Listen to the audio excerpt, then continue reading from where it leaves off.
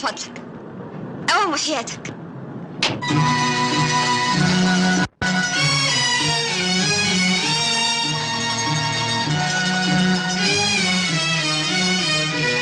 التلفزيون بقى في بلادنا حاجة عظيمة، كله ثقافة وعلوم وفنون، يسلي تمام زي السيما.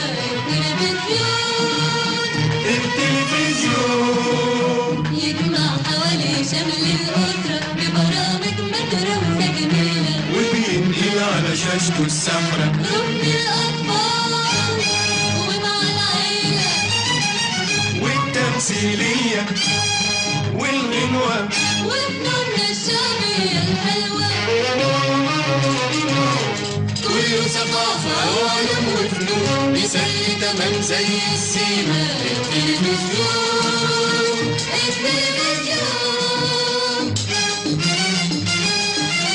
علم، سياسة، توجيه، أخبار، أفلام عربية وغربية، بكل القنوات الوياها شغال عشان الترفيه، ينقل لك من المسرح روايات ويجيب لك من العالم حكايات، كله ثقافة وعلوم وفنون، بيسلي تمام زي السيما. التلفزيون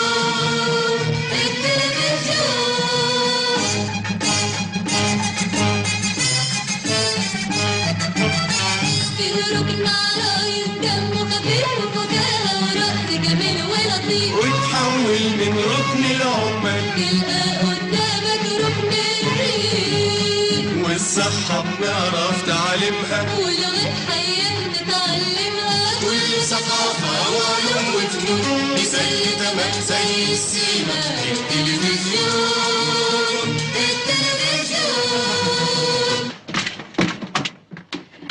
مش من هنا مكتب الأستاذ كمال عزمي المخرج؟ أيوة ده. ريان وسلوى بدر. أيوة موجودين. تعالي يا بنت انت وهي، يا بنت تعالي. يا اختي اوعي كده.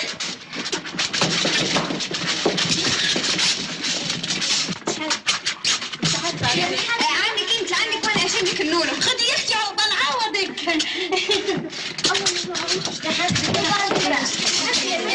يلا يا بنات ورايا، انا عايزه اقابل الرجال من فضلك. انا بقالي ساعتين.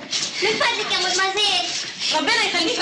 من فضلكم كلكم هتقابلوا الاستاذ بس بالدور بالترتيب. من فضلك يا مدمزيل، انا عايزه اقابل الاستاذ كمال. لما يجي دورك اتفضلي استريحي. ايه اللي الادب دي؟ قلة ايه؟ لا ما اقصدش، ده انا بقصد الولد العفريت ده. وحياة عينيك وفداها عينيا، أنا بحبك قد عينيا، وحياة عينيك وفداها عينيا، أنا بحبك قد عينيا، لا قد روحي لا شوية، طب قد عمري برضو شوية، حيرتني توهتني نسيتني كنت هقولك ايه، وحياة عينيك وفداها عينيا، أنا بحبك قد عينيا، ولا حد قبلك فتعالى قلبي، ولا حد بعدك يملى عينيا يا عينيا.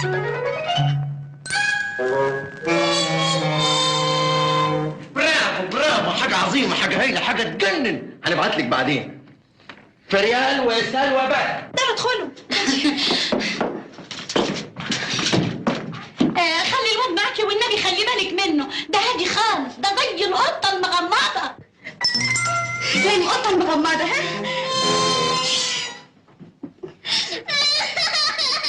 فاهمينك عارفينك فاهمينك عارفينك مشغول بالحلوين، عاجنينك خابزينك عاجنينك خابزينك وهتلعب على مين، فاهمينك عارفينك فاهمينك عارفينك مشغول بالحلوين، عاجنينك خابزينك عاجنينك خابزينك وهتلعب على مين، فاهمينك عارفينك عاجنينك خابزينك وهتلعب على مين، على مين على مين، فاهمينك فاهمينك. ايه رايك؟ برافو برافو، حاجة هايلة، حاجة عظيمة، حاجة تجنن، حاجة عظيمة خالص، وهنبعت لكم بعدين.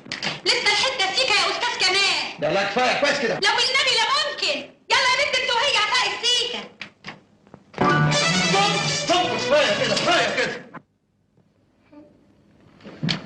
خليهم يكملوا. ابوكي دخليني للاستاذ دلوقتي بالدور. اصل انا جايه من اسكندريه ولازم اسافر تاني النهارده. بالدور. ايه هو اللي بالدور؟ هي عياده الدكتور؟ هو شباك سينما؟ فيها ايه يعني لو دخلتيني دلوقتي؟ ما قلنا بالدور. ثم ان المسابقه معموله للبنات. الولد اللي معاكي ده ما ينفعش. الولد ده انا ماليش دعوه بيه خالص. انا اللي جايه عشان خاطر المسابقه. عشان المسابقه؟ ايوه. مع الاسف ما تنفعيش. لكن ده انا صوتي كويس قوي بعرف اغني. ما تنفعيش. ده انا كمان عندي مواهب كتير جدا. برضه ما تنفعيش. هو كل حاجه ما تنفعيش. هو انت المخرج؟ طب خليني اقابله بس. مش مسموح لحضرتك تقابليه. مش مسموح ليه؟ انتوا مش طالبين مواهب جديده؟ الاعلان ده مش بيقول كده؟ انت عمرك كام سنه؟ 21 سنه و3 اشهر ويومين. تسمحي تاري؟ يعلن التلفزيون العربي عن مسابقه. اخر سطر في الاعلان من فضلك. على الا يزيد عمر المتسابقه عن 14 سنه. اظن مفهوم. البنت المطلوبه ما يزيدش سنها عن 14 سنه. طب ما انا عمري 14 سنه. انت عمرك 21 سنه و3 اشهر ويومين. يعني بنت ونص و3 اشهر ويومين. لا ده بالعربي، انما بالافرنجي ما يطلعوش 14 سنه، حتى يمكن يطلعوا 13 سنه كمان. احنا يهمنا العربي، والمسابقه عاملها التلفزيون العربي.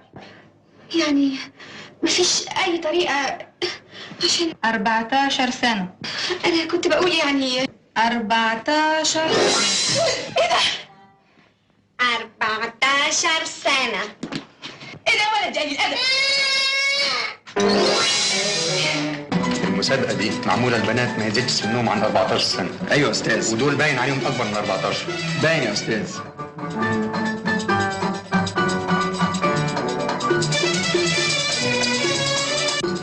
وعليهم تستاهل 15 سنه مع الشغل.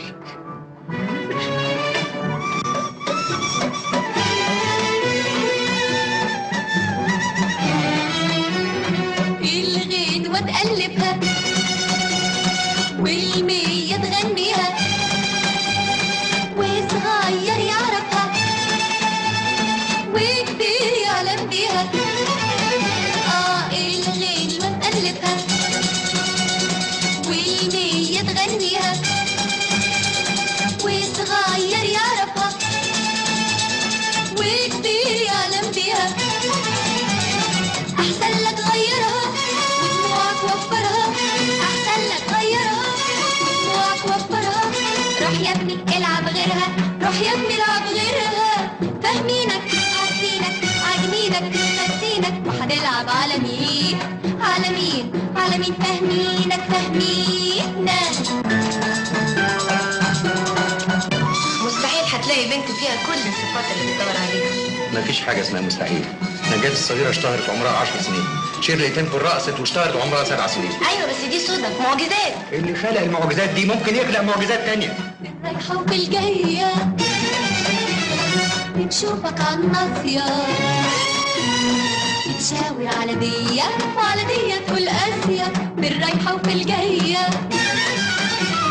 بتشوفك عالناصية بتشاور على دية وعلى دية تقول قاسية. وبتحلف بحياتك الحب بنظراتك وبتحلف بحياتك الحب بنظراتك. ما تبطل حركاتك ما تبطل حركاتك. فاهمينك عارفينك عاجبينك كاتبينك وهتلعب على مين؟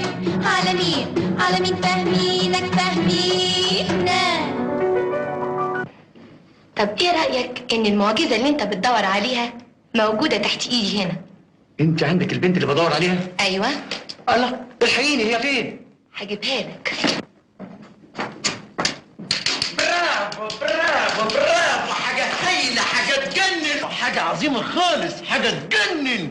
هنبعت لكم بعدين. يلا يا ماما. ماما زمانها جاية جاية بعد شوية. جايبة لعب وحاجات جايبة معاها شنطة فيها والزوبطة بتقول وك وك وك. عارف الواد اللي اسمه عادل كان دكتور وعمل له ايه؟ لا ريح. برافو برافو، حاجة جميلة، حاجة تجنن. فوتي علينا بكرة. انا عارفه ومتاكده انك مش عاوزني امثل الدور ده. نادية أرجوك يا عقلي، الدور ده منقسم إلى قسمين. الدور الأولاني بنت عمرها 12 سنة أو 14. الدور الثاني شابة عروسة حلوة جميلة. أنا مستعد تمثلي الدور الثاني، إنما أنت عمرك 12 سنة. انا فنانه يا استاذ، ممكن امثل اي دور. الطفوله، الشباب، الشيخوخه. ده انا ناديه يا استاذ. فعلا دي نادية يا أستاذ. اسكت أنت نادية، ما تقدريش تقنعي الجمهور. اقدر جدا، بالملابس، بالمكياج، بالحيل. على المسرح ممكن، إنما قدام الكاميرا أخلي الأنوثة دي كلها منين؟ بطلي شوية تفكري في نفسك. أنت مش يهمك إنه خطيبك ينجح؟ دي الفرصة عشان تساعديني فيها. هو ده اللي انا بقول عليه. ما انا عشان عايزه اساعدك، عايزه انا اللي اعمل الدور. إذا كنت عايزة تساعديني تنسي الدور ده خالص فعلا. كده؟ طيب، متشكره قوي. اللي بعدها فعلا. صافيناز راشد. على فين ان شاء الله؟ 14 سنه. 14 سنة؟ فين الشارع ده؟ مصر الجديده.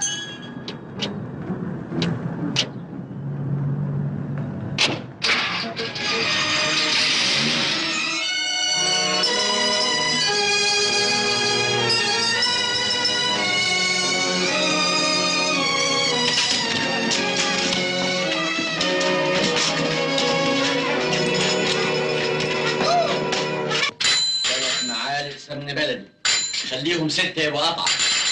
عزيزة، سكت العيال دول. يا اخويا ما تسيب الطبيخ للستات وتروح انت تشخط فيهم. نعم، وهم كانوا سابلنا هو عشان اسيب لهم الطبيخ. لابد من الانتصار عليهم في عقر مطبخ.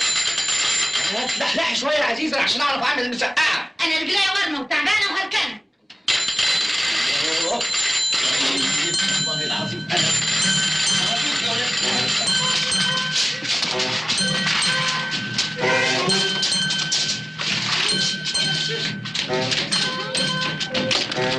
والله العظيم لو اوريك يا ولاد الامس.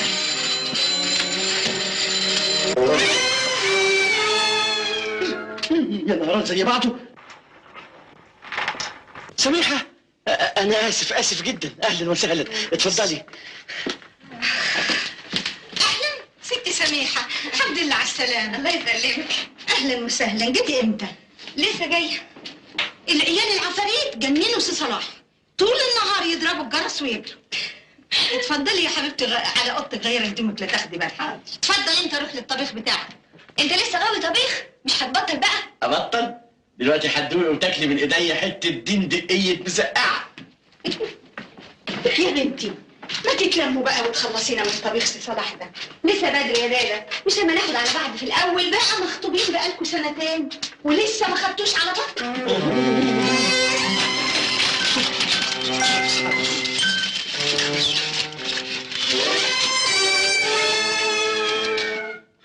الوصفة باظت، وبعدين هعمل مسقعة ازاي؟ أنا فاكرها كويس، مذاكرها. رق بدنجان، ورق لحمة مفرومة، ورق سنيبر. رق بدنجان،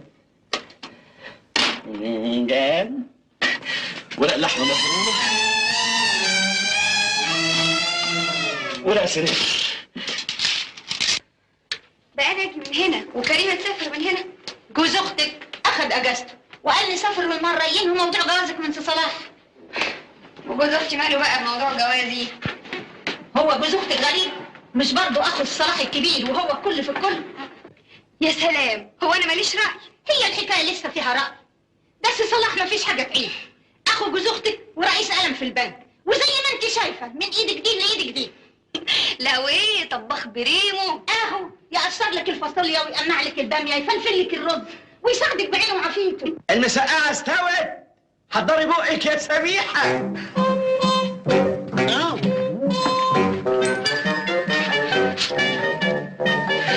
والله العظيم أنا خايف لا يجرى لعقلك حاجة من المسقعة. هتتجنني، هيحصل لك ذهول. كل لقمه هتنزل معدتك هتسمعي تسقيف حاد من مصارينك. السلطه يا عزيز. حاضر. عندك ما تاكليش. ليه بقى؟ قبل ما تاكلي المسقعه لازم تلبسي جوانتي. عشان ايه؟ لاني متاكد انك هتاكلي صوابعك ورا. يا خبر للدرجه دي؟ طبعا طبعا، طبيخ ابو صلاح الخطير.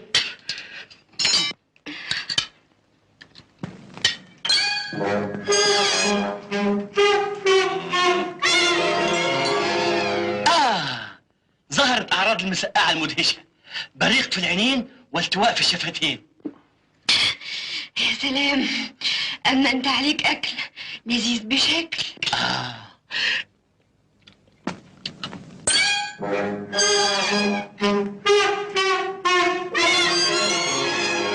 يسلق الخرشوف سلقا جيدا.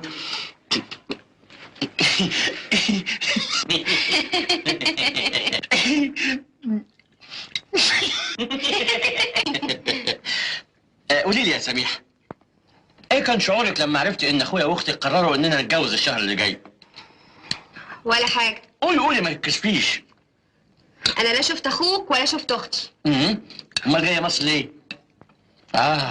لازم وحشتك. لا، انا جايه مصر عشان اقدم في مسابقه التلفزيون. مسابقه؟ هو التلفزيون هيعمل مسابقه ايه؟ مسابقه سباحه؟ مسابقه اختيار الاصوات الجديده. اسمعي يا سميحه، لازم اقول لك الحقيقه المؤلمه ولازم تواجهيها بكل شجاعه. اتفضل قول. صوتك وحش. كده بقى ده رايك في صوتي؟ ايوه. انت انسان معدوم الحاسه الفنيه. كل واحد حر في رايه. انا مصمم ان صوتك دلع زي الطبخه اللي ما فيهاش لا بصله ولا سمنه ولا ملح حتى. انت عقلك في بطنك. برضه صوتك نشاز. طب ايه رايك بقى ان انا النهارده طلعت الاولى في المسابقه؟ كده. ومن بكره جميع المجلات والجرايد هينشروا صوري. ما صدقش. وهقبض 60 جنيه. ليه؟ هيعينوكم مدير عامه؟ دي اجرتي عن نص ساعه بس. يعني الدقيقه ب 2 جنيه والثانيه ب 3 ساعة ونص. تبقى احسن من المدير بتاعي بتاع البنك. طبعا. هو المدير بتاعك يعرف يغني زيي؟ الجامعات كل سنه بتخرج مليون واحد بتاع حسابات زيك، لكن تقدر تخرج فنانه واحده زيي؟ ها؟ يعني عاوزه تشتغلي علمه؟ انا امنعك. تمنعني باي صفه؟ بصفتي الرسميه، بصفتي خطيبك. انا امنعك تقول انك خطيبي. ازاي؟ خلاص خطوبتنا انتهت. انا امنعك بالقوه. الصلاه.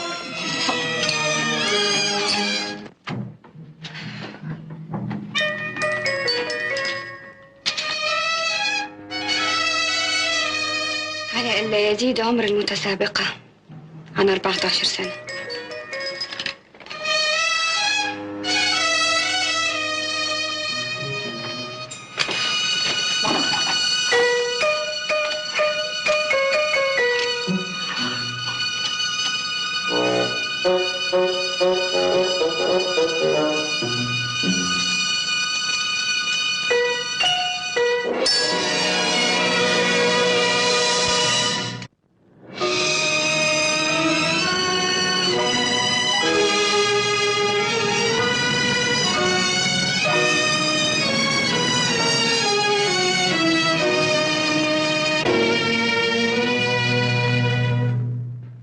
محمود زكية؟ لا يا أبلة، زكية محمود.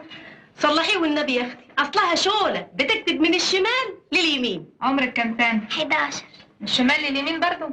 اتفضلي. اتفضلوا. ها، عمرك كام سنة؟ 12 سنة. اسمك ايه يا شاطر؟ سميحة عبد السلام. الاسم ده مش موجود عندي في الكشف، تعالي بكرة. يعني مش هقدر اقابل الاستاذ؟ لا، تعالي بكرة. مش هقدر اغني النهارده؟ قلنا تعالي بكرة.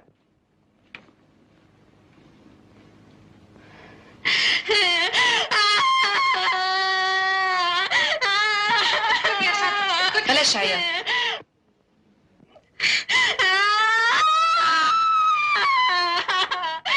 هتخشي للأستاذ، اسكتي بقى. وحياني. ايوه بس تعالي اقعدي.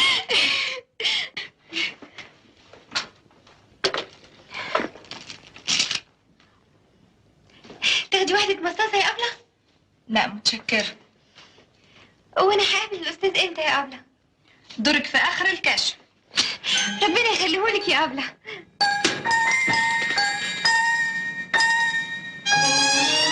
وبعدين معاكي بقى. يا حبيبي مهما قسيت الهويل خسارة في دنيا دمع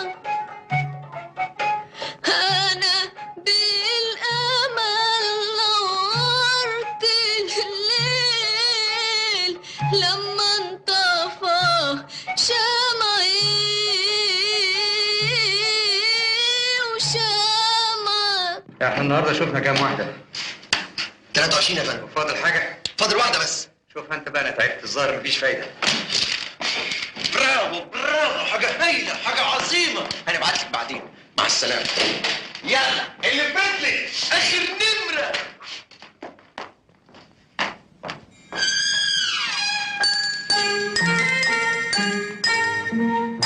سعيد يا استاذ.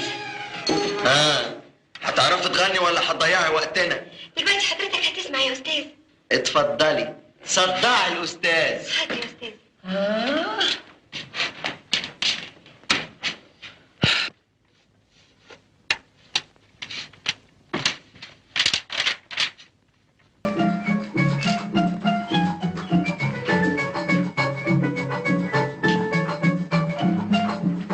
استاذ يا استاذ، لسه فاضل كوبليه.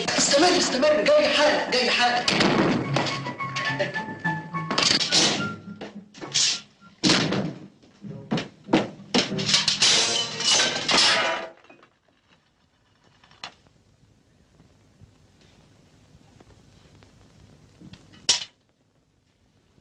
خلاص يا نادي، انا قررت انك انت هتعملي دورين، دور الطفله ودور الشابه. يعني يا كوكو لو كنت سمعت كلامي من الاول مش كنت ريحت نفسك؟ على كل حال انا جايه لك حالا عشان اصالحك، وادي العربون مقدما.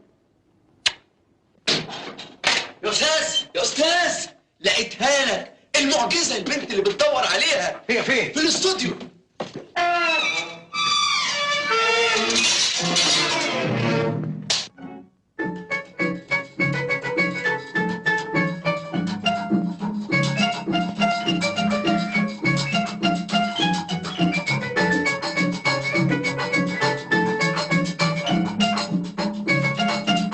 كتكوتة، هي دي.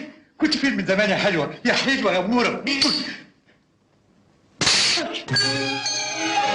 ساكت ازاي يا استاذ؟ اضربه وموته، ده ما عندوش ادب. ما حضرته يبقى. سامحيني يا أمورة، أنا آسف. طيب ايه رايك في صوتي يا استاذ؟ عجبك؟ عجبني جدا. قولي لي اتعلمتي الغنى فين؟ شيء بارد يا حضرة، انا مش بسالك انت، انا بسال الاستاذ. رد يا أستاذ، إيه رأيك في صوتها؟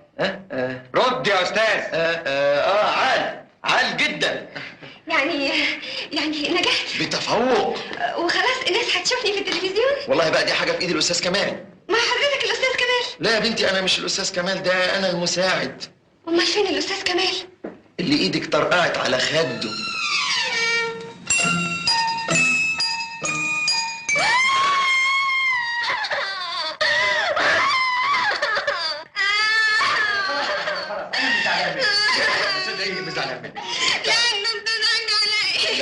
حياتك ما بضحكش عليك. يعني خلاص سامحتني؟ سامحتك. صلحنا. اجيب لك شوكولاته؟ لا. اجيب لك جيلاتي؟ طيب شريف، هات واحد جيلاتي من فضلك. حاضر. شريف مدير الدعايه. حاضر. شريف المصورين. حاضر. شريف هاتهم كلهم في المكتب عندي. حاضر يا برو.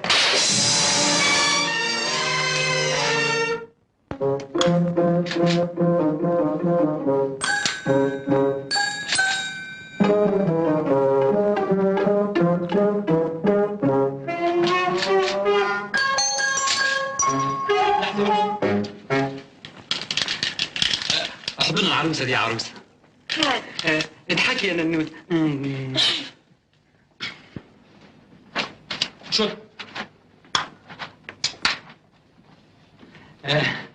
اسمك ايه يا بسبوسه؟ اسمها سميحه عبد السلام. لا ما ينفعش، نسميها سميحه عزمي، اسمه موسيقي جذاب. ايه رايك؟ كويس كويس قوي. الصوره تنزل الجمعه الجايه في مجله الاذاعه غلافه بالالوان وحياتك، ومنشط مثير تحت الصوره. معجزه الغناء في العاشره من عمرها. غلط غلط، انا عمري 12 سنه و3 اشهر ويومين ونص. جايزه تعهد يا سناء. حاضر يا استاذ، ما تنساش تكتب ان انا اللي اكتشفتها. وانا اللي سمعتها. ها ما تنساش الجواب يا استاذ، يبقى افتكرني بكلمتين. وانت عملت ايه كمان؟ عملت ايه؟ فتحت لها باب الاستوديو وباب المجد.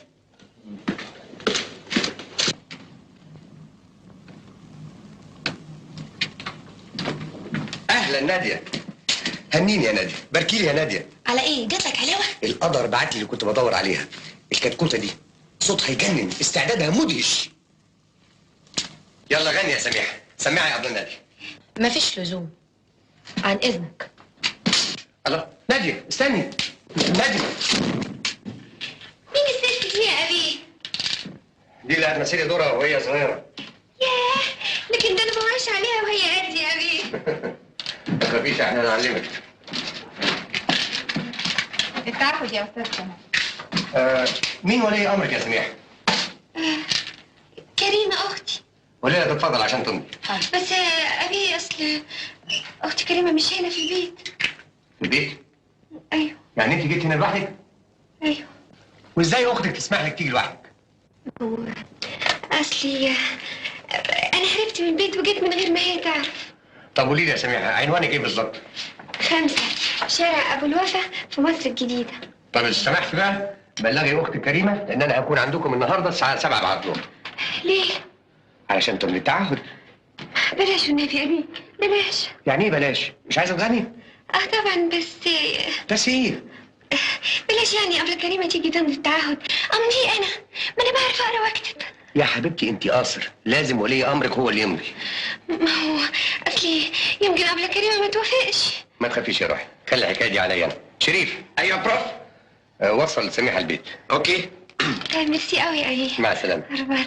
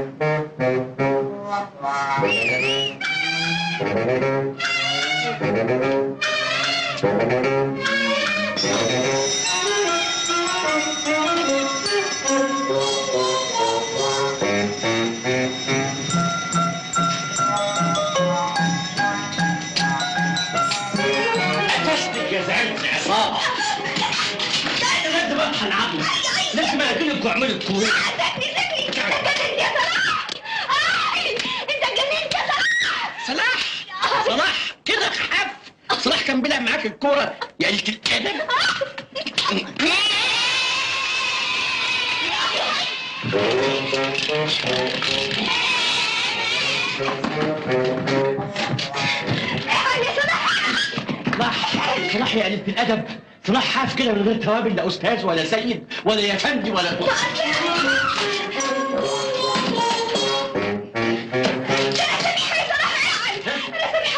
سميحة. النضارة فين؟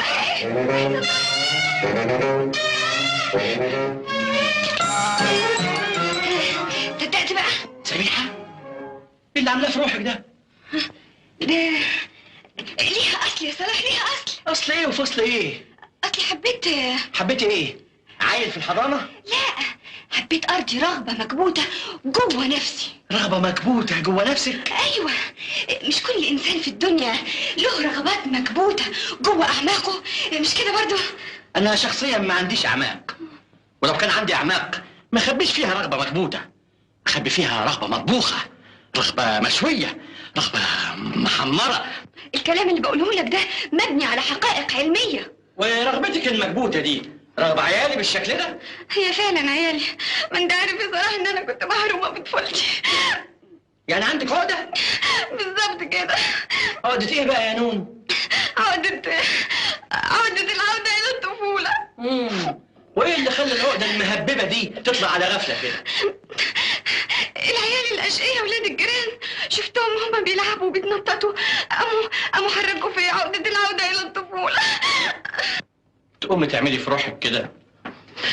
غصب عني يا صلاح. كان لازم ألبس لبس العيال الجميل ده عشان ولاد الجيران لما يشوفوني يقوموا يفتكروا إن أنا صغيرة ويرضوا يخلوني ألعب معاهم. وكمان تلعبي معاهم؟ هذا اللي كان ناقص. ما هو لازم أعمل كده يا صلاح عشان تتحل عقدتي. بس بلا عقدتك بلا بؤجتك. يستحيل اصدق الكلام الفارغ ده. ده كلام علمي. بلاش كلام علمي، اديني كلام أدبي. الأدب فضلوه على العلم. أنت شخصيا عندك عقدة. أنا عندي عقدة؟ أيوه. عقدة إيه بقى يا ست سميحة؟ عقدة الطبيخ. هو الطبيخ له عقدة؟ طبعا. ومع ذلك ايه اللي يعقدني من الطبيخ؟ أنا طول عمري مشطب على حل البيت حلة حلة. اقعد. حاضر يا أنسة فرايد. تحبي أنام وبحلق في السقف؟ نام.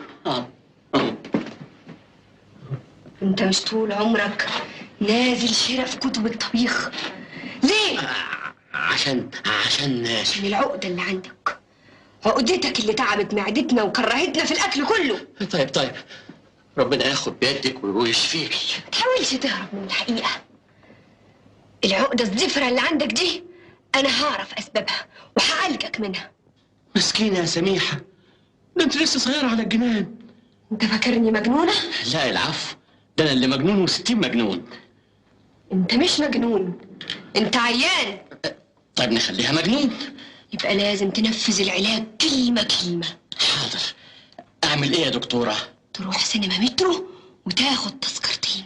قبل الأكل ولا بعد الأكل؟ إحنا هنهزر؟ تدخل السينما وتسيب تذكرتي على الباب. طيب مش أحسن لو ندخل مع بعض؟ تبقى مش عايز تخف، مش عايز عقدة الطبيخ تطلع منك. لا وعلى إيه؟ حاضر. ودي مالها دي كمان؟ عندي رغبة إني أكسرها حتت.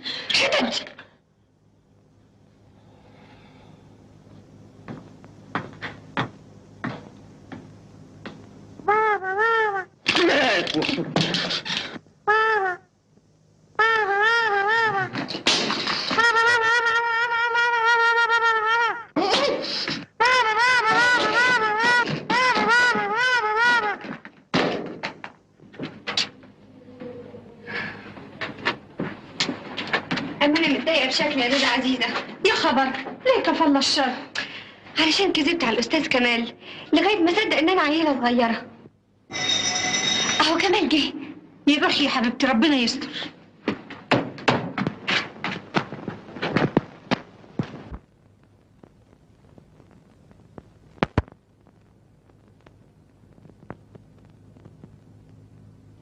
اتفضل يا أستاذ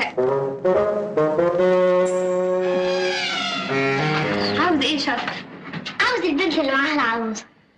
مش موجودة النهاردة.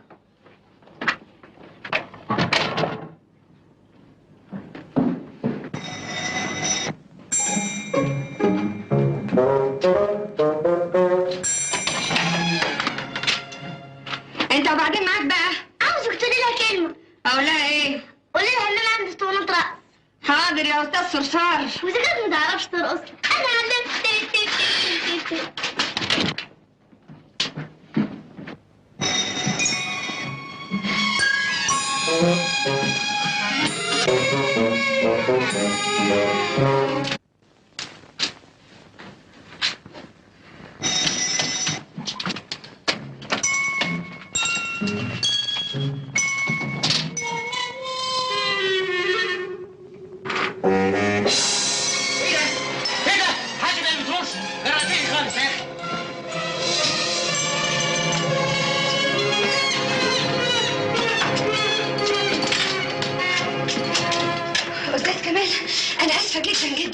اصل ولاد الجيران دول اشقياء جدا بتجننوني.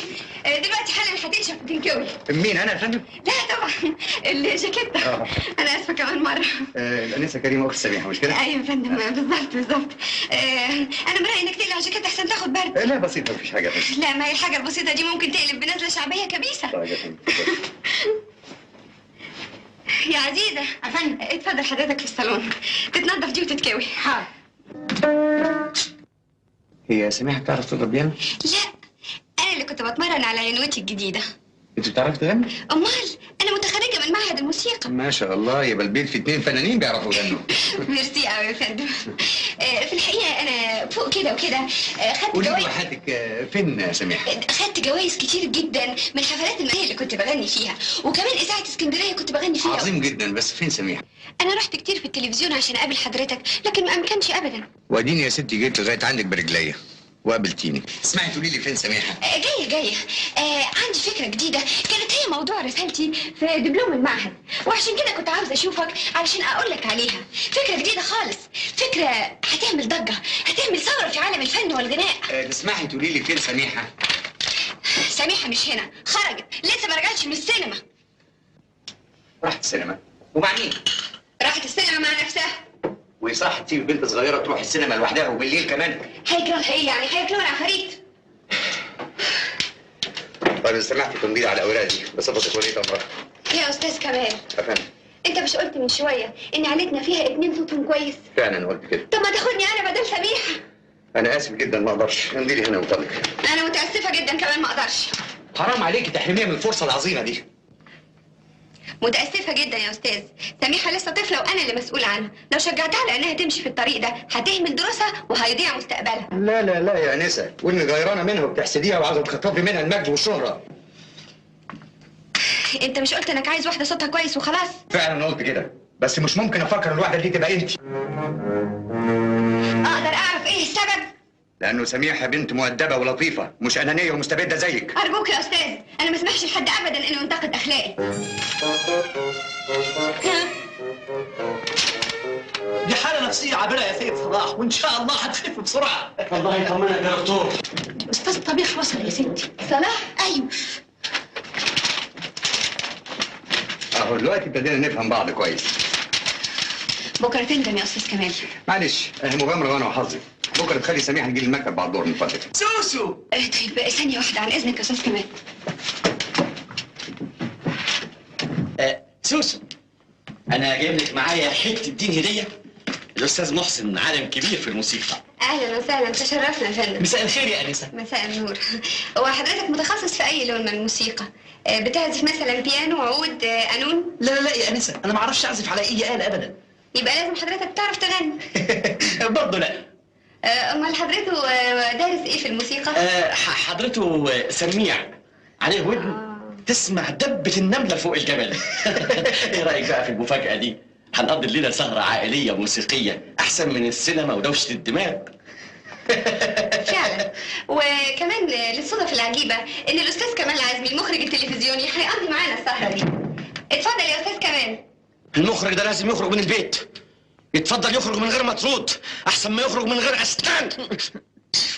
مفيش داعي للكلام ده. الأستاذ كمال قال بصراحة إن صوتي ما ينفعش، وعلى كده مرضيش ياخدني في البرنامج بتاعه. كده؟ أنا تشرفت جدا بمعرفتك يا أستاذ كمال. أنا كمان يا فندم. ممكن أتشرف باسم كريم؟ الأستاذ صلاح عبد الصمد، رئيس قسم حسابات. خطيب الآنسة. مبروك يا فندم. الله يبارك فيك. أستاذن بقى. الله، ما هو بدري، مش هما نقضي مع بعض ليلة سعيدة؟ معلش مرة تانية. اسمح لي أودعك. أوصلك. اتفضل.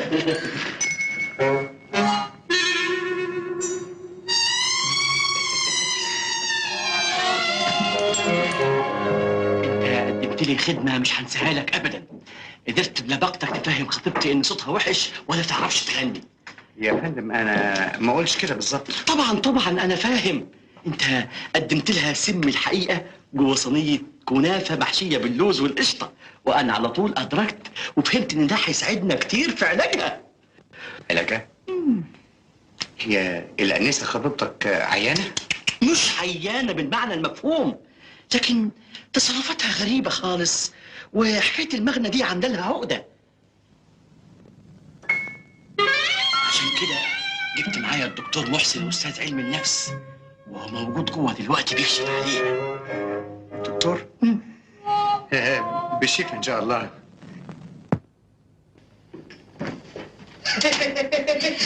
يلا بقى يا سوسو، الاستاذ محسن جاهز ومحضر ودانه للسمع. اتفضل يا استاذ. حاضر.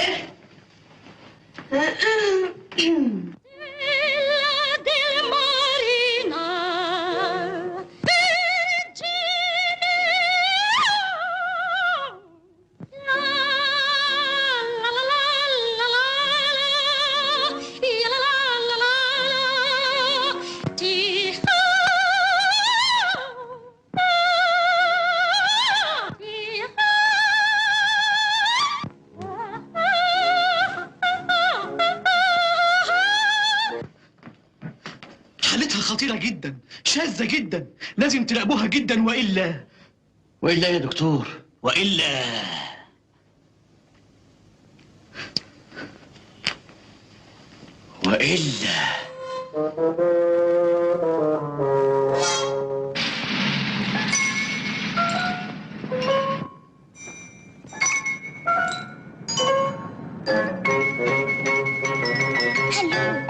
أنا جهزت لك الاسطوانات وهعلمك الرقص. تيجي؟ بعدين هستناكي.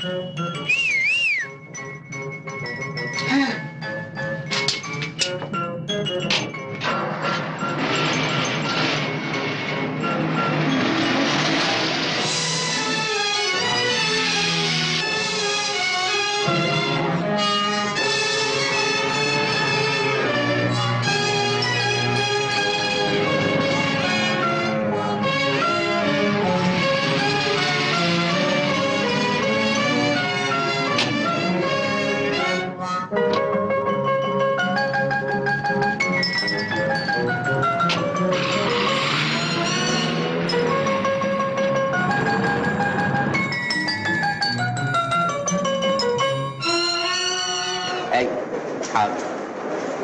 طيب. لا أنا هكتبها بحاجة. من فضلك فين قلم الأطفال؟ مفيش عندنا حاجة اسمها قلم الأطفال. إزاي مفيش؟ كل مؤسسة مكونة من عدة أقلام. عندنا في البنك مثلا في قلم الحسابات، قلم الأوراق المالية، قلم الإيداع، قلم التوفير. عندكم في التلفزيون في قلم المغنى، قلم التمثيل، قلم الأخبار، قلم الأطفال، وهلم جرى. متأسف يا أستاذ، مع السلامة. حاجة غريبة. أمال الأطفال دول كلهم بيجوا يروحوا فين؟ حضرتك عاوز جنة الأطفال. جنة الأطفال، روضة الأطفال هي فين بس؟ في الدور الثالث. سيادتك عاوز مين؟ سميحة ماما سميحة. لا دي طفلة صغيرة جاية هنا عشان تغني في قلم الأطفال. وحضرتك والدها؟ لا، خطيبها.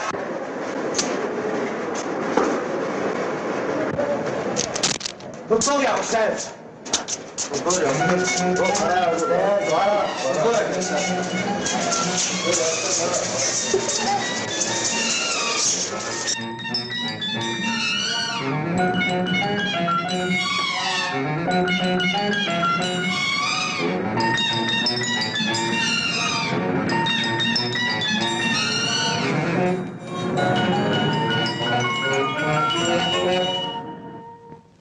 كمال مشغول جدا النهارده، ما يقدرش يقابل حد.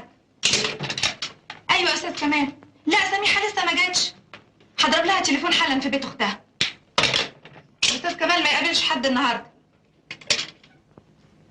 سميحة أنت هنا وإحنا عمالين ندور عليكي. تعالي أستاذ كمال سأل عليكي 50 مرة. اتأخرتي ليه يا أبويا؟ المواصلات زحمة يا أستاذ، درجة أولى زحمة ودرجة تانية زحمة وعلى السلم زحمة. انت غاوية شعبطة؟ من دلوقتي وطالع عربيتي تحت أمرك. ميرسي قوي يا أستاذ. هو أنت المعجزة يا أمورة؟ مين حضرته؟ ده الأستاذ ثروت اللي عمل الألحان بتوع الاستعراض. تشرفنا يا أستاذ. استعدي بقى يا كتكوتة عشان أسمعك ونبتدي البروفات. طب اتفضل أنت يا أستاذ، استناها فوق البروفات، هي هتحصلك حالا. حاضر. قولي لي بقى يا أمورة، عجبك الفيلم امبارح؟ فيلم إيه؟ ده كان فيلم وحش قوي. طب وعملت إيه في العروسة؟ لازم لقيتيها جنبك في السرير. ده أنا رميتها في الزبالة، كسرتها 60 حلة. فداك يا حبيبتي، انا جبت لك واحده جديده. شوفي بصي، شوفي حلوه ازاي.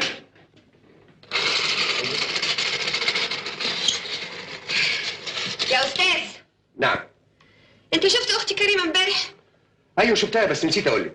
وايه رايك فيها؟ مش بطاله، هي اجمل حاجه فيها انها اختك. طب وهي ايه رايها فيا؟ هي بتقول انك ولا بلاش احسن تزعل. ليه؟ قولي ما تخافيش. بتقول انك مغرور. انا اللي مغرور؟ دي هي للست المغرورين، بتحسب ان صوتها حلو وصوتها مسرسع زي المعزه. يا بروف يا بروف، الفيديو تيب جاهز معانا ولازم ننزل بسكتش حميدو دلوقتي حالا. طيب خد سميحه وصلها اوضه البروفات. وحصلني. اوكي بروف. اتفضلي يا امور. اوكي بروف. المجموعه بتوع سكتش حميدو ادخلها الان، التسجيل دلوقتي حالا. من فضلك الاستاذ كمال عزمي الاقيه فين؟ ممنوع الكلام، اسكت اتفضل.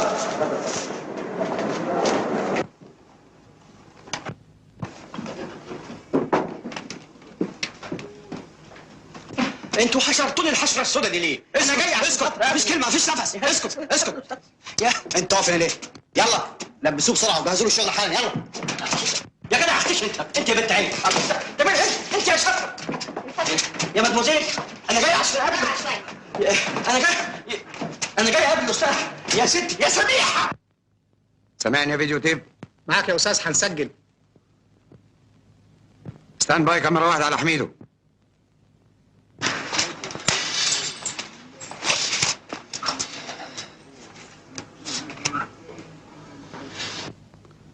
مزيكا، خش بالمزيكا.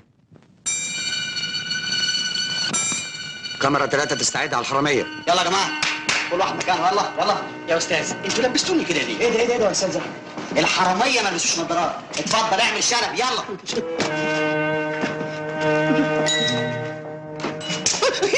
يا سميحه. كاميرا 3، الحرامية بانوا كلهم في الصورة. توتالة.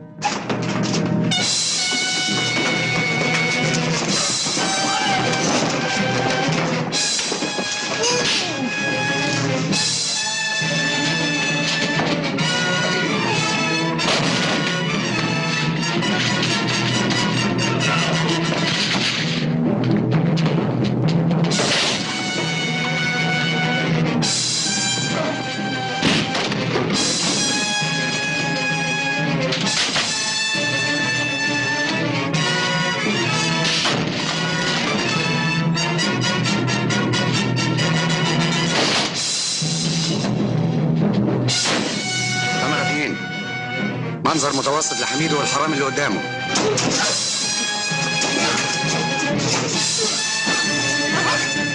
كاميرا 1، منظر كبير للحرامي. يا راجل ابوك جربتك عتاني بقى. يا حد يرحمني من الراجل ده. يا سميحه. الله، ايه الديالوج ده؟ غريبة. ده الاستاذ صلاح خطيب كريمة.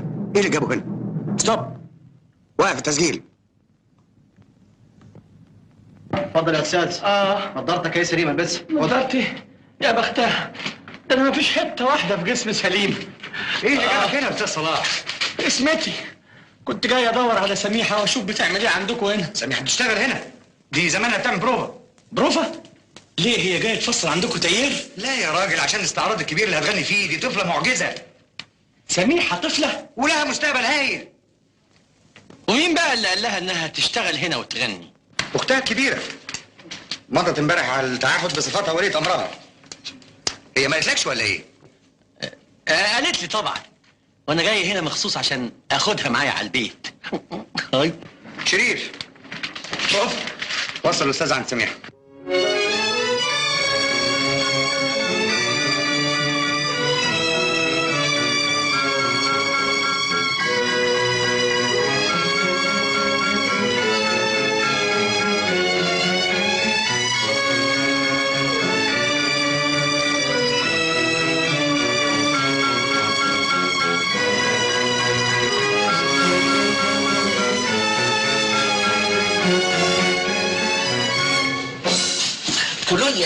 يا شادر اسعاف كولونيا، حد يديني كولونيا. ملوش لزوم، دي مساله بتحصل لها تملي. اتفضلوا انتوا وانا هفوقها حالا.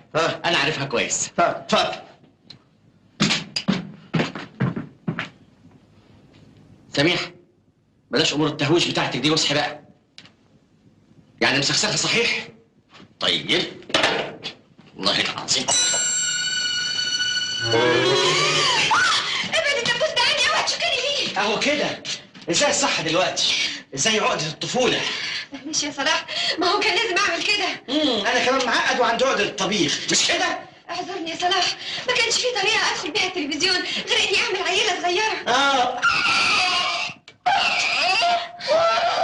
كدابة يا نصابة يا سيدة علي بابا. انا هروح للعبقري العبيط اللي اكتشفك واقول له ان سميحة وكريمة اللي شفتها امبارح يبقوا قرش واحد، بس سميحة الصورة وكريمة الكتابة.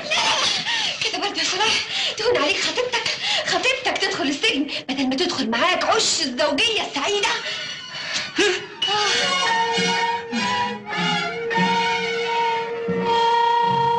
انا مش هقول حاجة لكمال، بس على شرط. اشرط يا صلاحتي. اول ما تخلصي البرنامج اللي بتعمليه ده تغسلي عقلك من المغنى والكلام الفارغ الى الابد ونتجوز على طول. حاضر. بس ايه اللي يضمن لي انك مش هترجعي في كلامك؟ ايه الضمان اللي انت عايزه؟ بوسه. اديني بوسه عشان اصدق كلامك. هو كلها يومين ثلاثة يا صلوح ونتجوز. انا قلبي مش مطمن، محدش معطل جوازنا غيرك. يا صلوح. بوسه اديني بوسه والنبي. لا مش معقول. مش يا صلاح.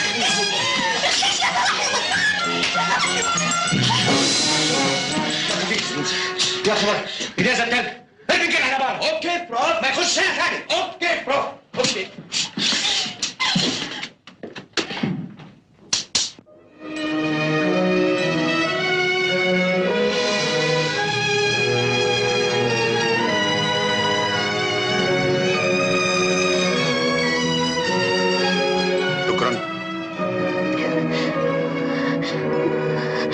اشربي يا سميحة. ماليش نفسي يا أبي، أنا بترعش. أصلك اتخضيتي من الحيوان صلاح لما هجم عليكي. السافل مجرم. قوم يا سميحة. نروح فين يا أبي؟ على البيت. أقول لأختك كريمة على كل حاجة. مش ممكن يا أبي، مش ممكن. ليه؟ خايفة يحصل سوء تفاهم بين أختك وخطيبها؟ لا بس يعني أختي كريمة في اسكندرية، سافرت النهاردة. وهترجع إمتى؟ مش عارفة يا أبي، ما قالتليش. يبقى مستحيل ترجعي البيت وتقعدي مع الوحش ده لوحدك. أنا مش لوحدي، معايا دادا عزيزة في البيت. خلاص يبقى أقدر أطمن عليكي. يلا بينا أوصلك. يلا.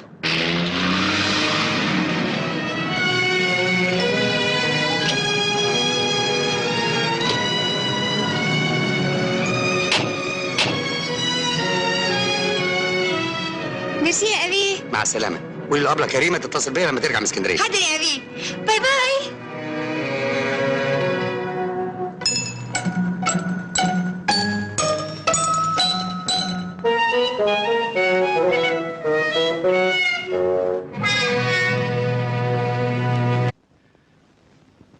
يعني عاجبك كده؟ يعني لو مت كان يبقى كويس؟ انت اللي زيك مش لازم يعيش ابدا. انا ايه اللي زيي؟ واحد مراهق زيك يبوس طفله زيي في مكان عام. انا خطيبك ومن حق ابوسك في اي زمان ومكان. يا سلام، انت لازم تجرب عقلك حاجه. انا لا يمكن اقعد معاك في البيت ده بعد كده ابدا. انا بحبك كل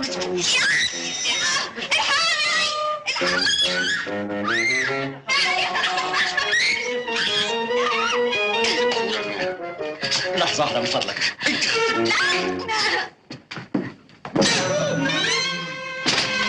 أنا قلت لك مش ممكن أسيبك في بيت واحد مع الوحش ده، ده مجنون. تاني مرة النهارده بيترزق عليك. يا مصيبتي، هو عمل حاجة تاني في ست سميحة؟ عمل عمليته السوداء في التلفزيون النهارده. هي تخيلك تخص عليك. أنا عندي فكرة. تيجي تقعدي عندي في البيت لغاية ما أبلة كريمة ترجع. ما اقدرش ابدا. وأنا يا ستي ما أقدرش أسيبك في بيت واحد مع مجنون زي ده. ما هو دادا عزيزة قاعدة معايا. طب ودادا عزيزة هتعمل إيه؟ أقول لك دادا عزيزة تيجي معانا. تيجي يا دادا؟ والله يا بنتي ما أنا عارفة، أنا عقلي شرط. طب الطبيخ واستحملناه، إنما المسخرة وقلة الأدب كله اللاتي. هو إحنا وش ذلك؟ يلا دادا أنت هاتي هدومك وهاتي هدوم سميحة. أنا جدتي هتفرح بيكم قوي. حاضر.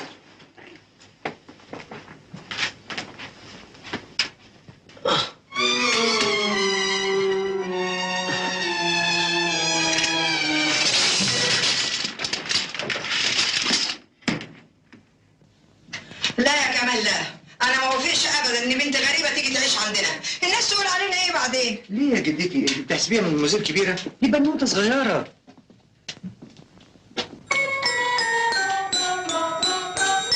في عمرها كم سنه؟ 13. مسكينه، دي صغيره قوي. سميحه اطلعي تعالي.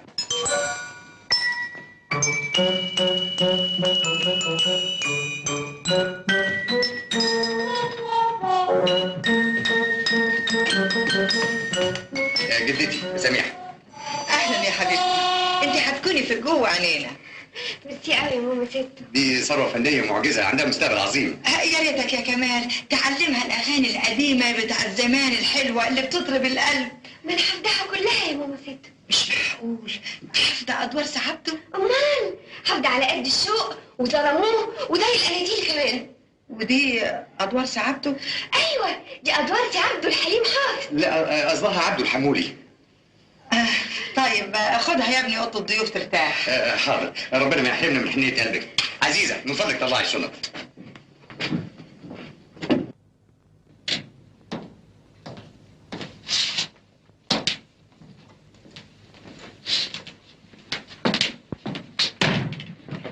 سي كمال. نعم. فين المراتب وانا اروح اجيبهم؟ مراتب ايه؟ مراتب النوم، ربنا يعلي مراتبك. سميحه تنام على الارض. لا مفيش.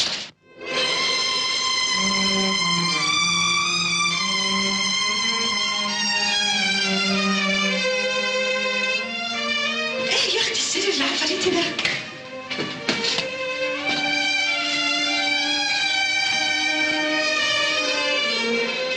غيري هدومك بقى علشان نتعشى. ميرسي يا ابي ماليش نفس. هجيب لك حاجه خفيفه. انا تعبانه قوي عاوزه انام، بلاش عشاء. لازم تسمعي الكلام. حاضر يا ابي. حق يبقى مقلب لو جاب لك لبن. حرام عليك يا دادا عزيزه، انت عارفه ان انا ما بحبش اللبن. شرب اللبن ده اهون 60 مره من القعاد مع سي صلاح. الخير عليه وعلى قله حياه معاكي، والنبي اول ما تيجي ست كريمه نفضحه قدامها فضيحه بجلاجل. والنبي يا دادا بلاش السيره دي، خليني افكر في حل اللخبطه اللي حصلت النهارده. لخبطه ايه الشر بره؟ عادي هنا عند كمال.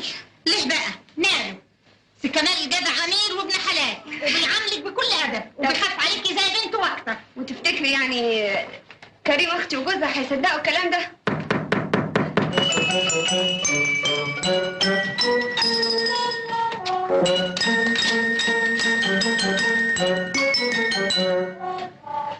يلا يا دادا عزيزه روح اتعشى في المطبخ. يلا يا حلوه يلا. يلا يلا. اشرب الشوب كله ها؟ كمان شوي. كمان شوي عشان خاطر. انا كل ما افتكر الحيوان المتوحش صلاح ده دمي بيغلي. مش فاهم ايه اللي عاجب اختي فيه؟ ايه اللي يخليها ترتبط بواحد زي ده؟ مسكينه غصب عنها يا ابي، اسمتها كده. اسمعي يا سميحه، انا عاوزك من دلوقتي وانت لسه صغيره تتعودي على حاجه مهمه جدا. ايه هي يا ابي؟ ما تعمليش ابدا اي حاجه غصب عنك. لازم يكون عندك اراده وتقولي لا. حاضر يا ابي. الله، ما تشربي اللبن. لا. ليه؟ انت مش لسه بتقول يا ابي ان الواحد ما يصحش يعمل حاجه غصب عنه؟ اللبن مفيد عشان فيه كالسيوم، تكبري بسرعه. يلا يا حبيبتي يلا. هيلا هوب. شاطره. نرجع بقى لحكايه صلاح. اخفى عليك يا ابي، مش كفايه اللبن؟ انا عايز اعرف السر اللي يخلي واحده زي اختك كريمه تتجوز واحد زي صلاح. تكونش بتحبه. ابدا ابدا يا ابي، دي ولا بتحبه ولا بتقبله حتى. ما دام كده انا من رايي تمسك الخطوبه وتخلص منه.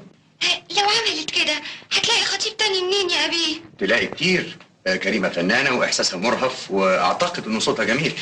صحيح يا ابي؟ يعني عجبت حضرتك؟ تنفع تغني في التلفزيون؟ ايوه تنفع، واللي يساعدها اكتر على النجاح لانها فوتوجينيك. يعني حلوه؟ طبعا حلوه ورقيقه، واعتقد انه شبان كتير يتمنوا يتجوزوها. يعني قبل كريمه عجبتك وممكن تتجوزها؟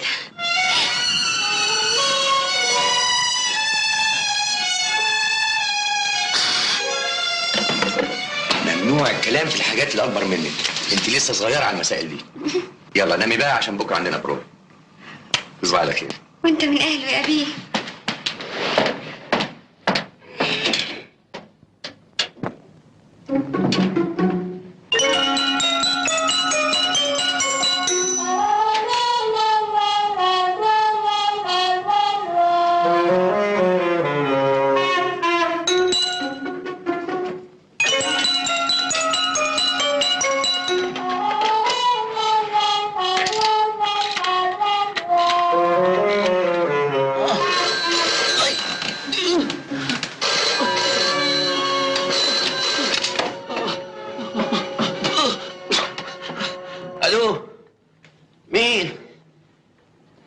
صلاح، امال هكون مين؟ عمته؟ مين؟ مين؟ سميحة؟ انت بتتكلمي منين؟ مش ظاهر اعرف؟ ازاي؟ ايه؟ هو انت دكتور؟ انا خطيبك. انت ولا حاجه بالنسبه لي. انا مش غاويه ترويض وحوش. انا خطيبي لازم يكون انسان عنده اخلاق، انسان يفهمني وافهمه، ميولنا تبقى واحده وطبعنا واحد واحساسنا واحد، انسان يحس بيا ويعيش معايا في احلامي، مش ابقى انا بفكر في الفن وهو بيفكر في القرنبيط. قصدك ايه من الكلام الحامض ده؟ مين اللي قدام لك تنقص المحفوظات البايخه دي؟ المحفوظات دي طالعه من قلبي، واذا كنت مش فاهمها افهمها لك باللغه اللي انت بتفهمها. انت حاجه كده مكعبره ودمك تقيل، ولا عندك ادب ولا اخلاق ولا ذوق ولا انسانيه. يا خبر، بتقفلي التليفون في وشي؟ طيب انا كمان هقفل التليفون في وشك.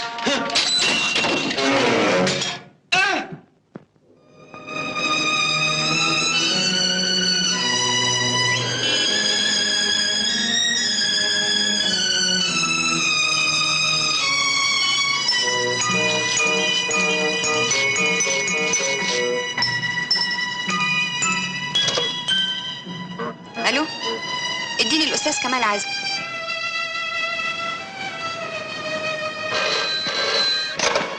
مين؟ كريمة؟ قصدي الأنسة كريمة؟ أهلا وسهلا، الحمد لله على السلامة. ازاي يا استاذ تضرب خطيبي وتاخد اختي عندك في البيت؟ هي الدنيا ايه، سايبه؟ ولا انت فاكر ان ملهاش اهل يسالوا عليها؟ اسمع، سميحه لازم ترجع البيت حالا. حلمك عليا يا مدموزيل كريمة. لو فهمتي الحقيقة هتشكريني على تصرفاتي. الفيديو تيب جاهز معانا يا بروف، لازم نسجل على طول. ها؟ على كل حال يا أنسة كريمة، دلوقتي مش هقدر أشرح لك الحكاية. هفوت عليكي في البيت. لا يا استاذ، احسن لك ما تجيش. حضورك هتكون نتيجته مش كويسه. انا نبهت عليك وخلاص. مهما كانت النتيجة لازم أقابلك وأوضح لك موقفي. ارجوك يا استاذ كمال. طيب يا أنسة كريمة، عن إذنك دلوقتي. أنا عندي تسجيل ومضطر أقفل السكة. أشوفك الساعة 6 في كازينو الموطن.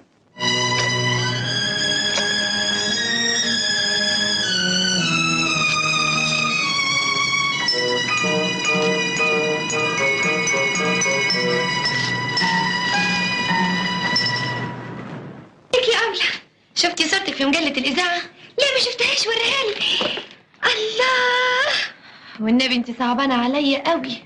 ليه يا أبلة؟ لا مش هقدر أقول لك لحسن بعدين أخوفك. تخوفيني من إيه يا أبلة؟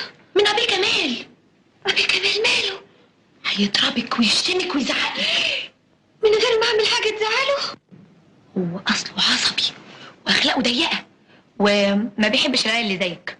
على غفلة كده تبص تلاقيه زعق في وشك وطاخ طاخ طاخ ضرب جامد، وبعدين يحبسك في أوضة ضلمة مليانة فيران. يا مامي، أنا بخاف من الفيران أوي. يا أبلة نادية، بخاف من الفيران يا أبلة نادية. وكمان يقعد يضربني. أنا خايفة أوي يا أبلة، قولي لي أعمل إيه؟ بس ما تعيطيش، أنا هساعدك. ساعديني إزاي يا أبلة؟ دي فيها فيران. اسمعي أنا هقول لك تعملي إيه. تاخدي بعضك يا شاطرة وتخرجي من هنا على طول وما ترجعيش هنا تاني. يلا يا حبيبتي، يلا أوان أوان يا أبلة، نفسي أقرأ يا أبلة.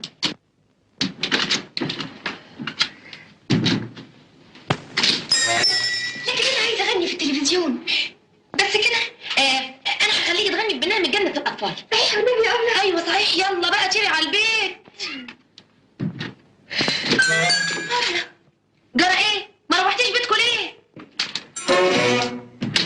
أصل يا أبلة أبي كمال خلى أختي تمضي على تعهد ب60 جنيه، ويمكن أختي ترجعني هنا تاني عشان خاطر الفلوس.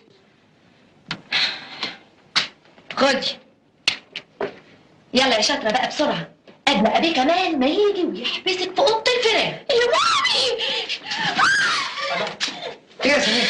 سرحني ليه؟ هو ضربني يا أبي، هو ضربني. أما غريب، مالك؟ تعالي هنا. لا تضربني، طخ طخ طخ. أضربك ليه وأنت عملتي حاجة؟ أبلة نادية قالت لي إنك ما بتحبش العيال اللي زيي وبتفضل تضربهم طخ طخ طخ. يا عبيطة، ده أنا بقول لك كده عشان تسمعي كلام فلان يا قطتين، مين اللي قال كده؟ انت صدقتي؟ ده انا كنت بضحك معاكي يا حلوه. ايوه يا حبيبتي. طب خدي بقى الفلوس بتاعتك. فلوس ايه؟ لا ده انا قصدي يعني كان قصدي اديها قرشين عشان تجيب لها شويه هدوم، مش كده يا حبيبتي؟ ياه انت بتكتبي يا ابله؟ انت مش عارفه ان اللي يكتب يخش النار، مش كده يا ابله كمان؟ انا كدابه يا الادب. يا خبر، انت مش قلتي لي خدي الفلوس دول واديهم لاختك وما تجيش هنا تاني؟ اخرسي قطع لسانك. البنت دي لا يمكن تشتغل معايا في البرنامج ده، فاهم؟ يا انا يا هي.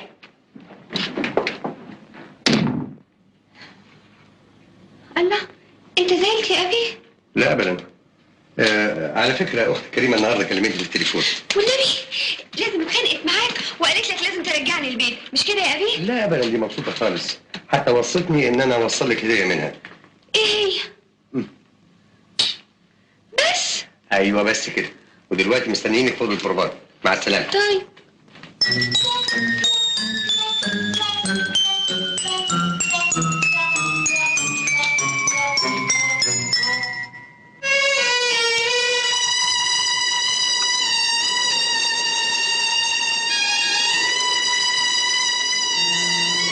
اهلا كريم هاني، اتفضلي.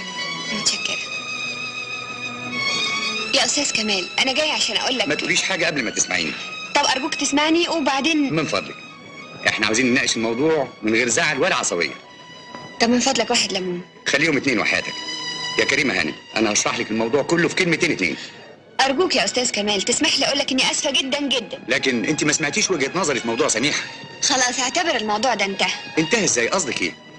أنا كنت قاسية معاك قوي وأنا بكلمك في التليفون النهاردة الصبح، فأرجوك تسامحني. أنت إنسان لطيف وقلبك كبير. ايه اللي خلاكي تغير رايك بالسرعه دي؟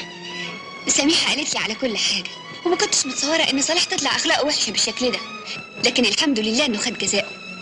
قصدك تقولي لي انك واجهتيه بالحقيقه؟ وأكتر من كده، أنا فسخت خطوبتي. تتصور إني بقيت بكرهه دلوقتي؟ ياه، الدرجه دي؟ أنا عملت كده بعد ما اقتنعت برأيك. أنت مش قلت لسميحة إزاي أختك كريمة تتجوز واحد زي صلاح شكله مكعبر وإحساسه ميت وأخلاقه زفت؟ هي سميحه فتانه الدرجه دي؟ على الله ما تكونش قالت لك حاجه تانية. قالت لي. ايه؟ يعني مش فاكر الكلام اللي قلته عليا؟ انا ما قلتش حاجه ابدا. أنت مش قلت لها إني فوتوجينيك وحلوة وإن شبان كتير يتمنوا يتجوزوني؟ تمام ولا لا؟ أنا متشكرة قوي على الكلام اللطيف اللي قلته عليا، ومتشكرة أكتر وأكتر لأن رأيك فيا هو اللي شجعني على فسخ الخطوبة. الإنسان مننا لازم يدقق كتير قبل ما يختار شريك حياته. أنت اتضايقت من كلامي يا أستاذ كمال؟ لا أبدا. أمال شايفة وشك متغير وسرحت بعيد. أصل حكايتك مع صلاح فكرتني بحكاية واحد صاحبي وقع في نفس المشكلة وهي خطيبته. وخطيبته دي برضه شكلها مكعبر وإحساسها ميت؟ مش ده المهم. أمال إيه؟ أنت شايفها النهاردة على حقيقتها وعارف إنها إنسانة أنانية وحقودة، مش هي اللي هتفهمه وتوصله لأحلامه. وصاحبك ده مستني إيه؟ لازم يسيبها على طول زي ما عملت أنا مع صلاح. للأسف ما عندوش شجاعتك. طب واجب عليك أنت بقى تنصح. أحاول. لا ناس كريم عبد السلام. أيوه. تليفون عشان حضرتك. طيب عن إذنك. اتفضلي. ستي سميحة، أنا دادا عزيزة. الأستاذ صلاح جه في بيت الأستاذ كمال وزرابينه طالعة والشرار هينط من عينه ومحكم رأيه لازم يقابل الأستاذ كمال. الست الكبيرة قالت له إنه سهران في كازينو المقرطم. أيوه، نزل بقاله ربع ساعة، راح لكم على المقرطم.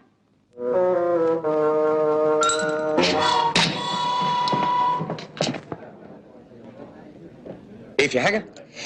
الدكتور كلمني وقال لي ان صلاح جات له النوبة. نوبة؟ نوبة ايه؟ اصل عنده مرض عصبي فظيع. هي سميحة ما قالتلكش ولا ايه؟ ابدا ما قالتليش. انا لازم اروح له حالا عشان اكون جنبه في حالة زي دي. كريمة هانم، انت قلبك طيب، برضه صعبان عليكي بعد اللي حصل.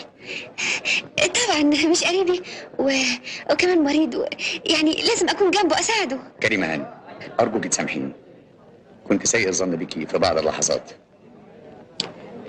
على فكرة أنا كلمت عزيزة في التليفون وقلت لها إن تبعت لي سميحة على البيت. على البيت عندك؟ عند صلاح؟ دي لازم تقعد بعيد عنه لغايه ما يروق. مش ممكن يا استاذ كمال، مش ممكن. ليه؟ اصل النوبه اللي بتيجي لصلاح بتخليه يتصور ابقى انا سميحه وسميحه تبقى انا. غريبه. يعني لما هجم على سميحه عشان يبوسها كان متصور ان بيبوسك انت؟ ايوه، والدكتور بيقول ان لازم صلاح يشوفني انا وسميحه مع بعض عشان تحصل له صدمه عصبيه ويرجع لحالته الطبيعيه.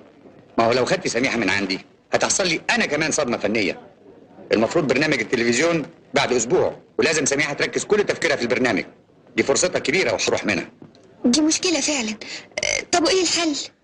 الحل انك تخلي سميحه تفضل عندي لحد ظهور البرنامج. انا عارف انها قله ذوق مني، لكن انت عارفه ظروف الشغل. طب ما فيش مانع تفضل سميحه عندك، بس ارجوك تكلم دادا عزيزه في التليفون وتقول لها تخلي سميحه عندك في البيت. حاضر. عن اذنك. مع السلامه.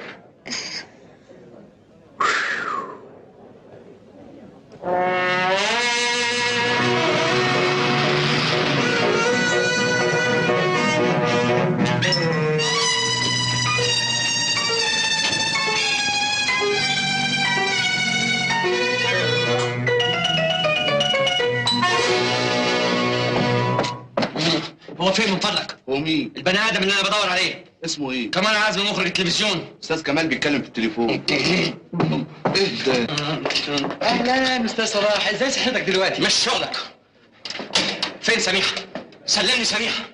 سميحه مش موجوده، اسلمها لك ازاي؟ بلاش مكر يا استاذ ثعلب، انا متاكد ان سميحه معاك هنا في الكازينو. اللي كانت موجوده معايا هنا في الكازينو كريمه. كريمه؟ ايوه كريمه. كريمه مين يا استاذ؟ كريمه دلوقتي في اسكندريه. يا خبر اسود، يبقى وصلها جوجرين. بقى انت كنت قاعد دلوقتي مع كريمه، متاكد؟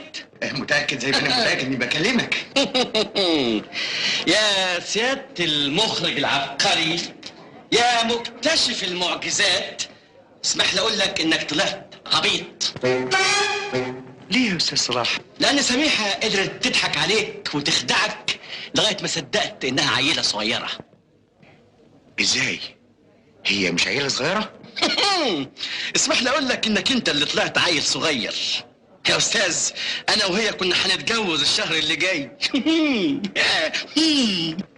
كده يبقى اللي كانت معايا تبقى سميحه العيله الصغيره.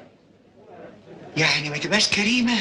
كريمه سافرت مع اخويا اسكندريه عشان يحددوا ميعاد جوازي انا وسميحه. الف مبروك يا استاذ صلاح، انا اشكرك جدا على المعلومات اللي انت اديتها لي. انت نورتني يا شيخ. وناوي تعمل ايه مع سميحه؟ لا يمكن تشتغل معايا ابدا بعد ما اكتشفت انها غشاشه ومنطقيه وعيله صناعيه. برافو برافو. انت دلوقتي برهنت على اننا هنكون احباب واصحاب. شيك هاندز. شيك هاندز. سلمها لي بقى. هي مين؟ سميحه. سميحه في الاجانس. اجانس؟ ايوه، بيعملوا لها روداج وبينفخوا لها العجل. نعم. هي سميحه عبد السلام ولا سميحه 1100؟ انت بتسرح بيا ولا فاكرني مجنون؟ فين سميحه بقول لك؟ هي فين؟ قلت لك انه سميحه في البيت، مش عايز تصدقني. تبقى انت بقى الجاني على روحك ما دام مش عاوز تسلمها لي. هي فين؟ سلمها لي بقول لك. في ايه يا استاذ؟ قال عليه مجنون، كان عايز يقتلني. مجنون؟ انا مشغوله يا دادا. ليه يا بنتي؟ كمال اتاخر قوي، خايفه كمان لا يكون صلاح قال له على سري. انت ما قلتيش لسه كمان ان صلاح مجنون وبيخرف؟ ايوه قلت له، لكن برضه قلقانه. اهو كمال جه يا دادا. انا خايفه قوي. خدي بالك من وش سي كمال ساعه ما يدخل. ان لقيتيه بيضحك يبقى خير، وان لقيتي وشه مكشر يبقى امرك لله. طيب يا دادا.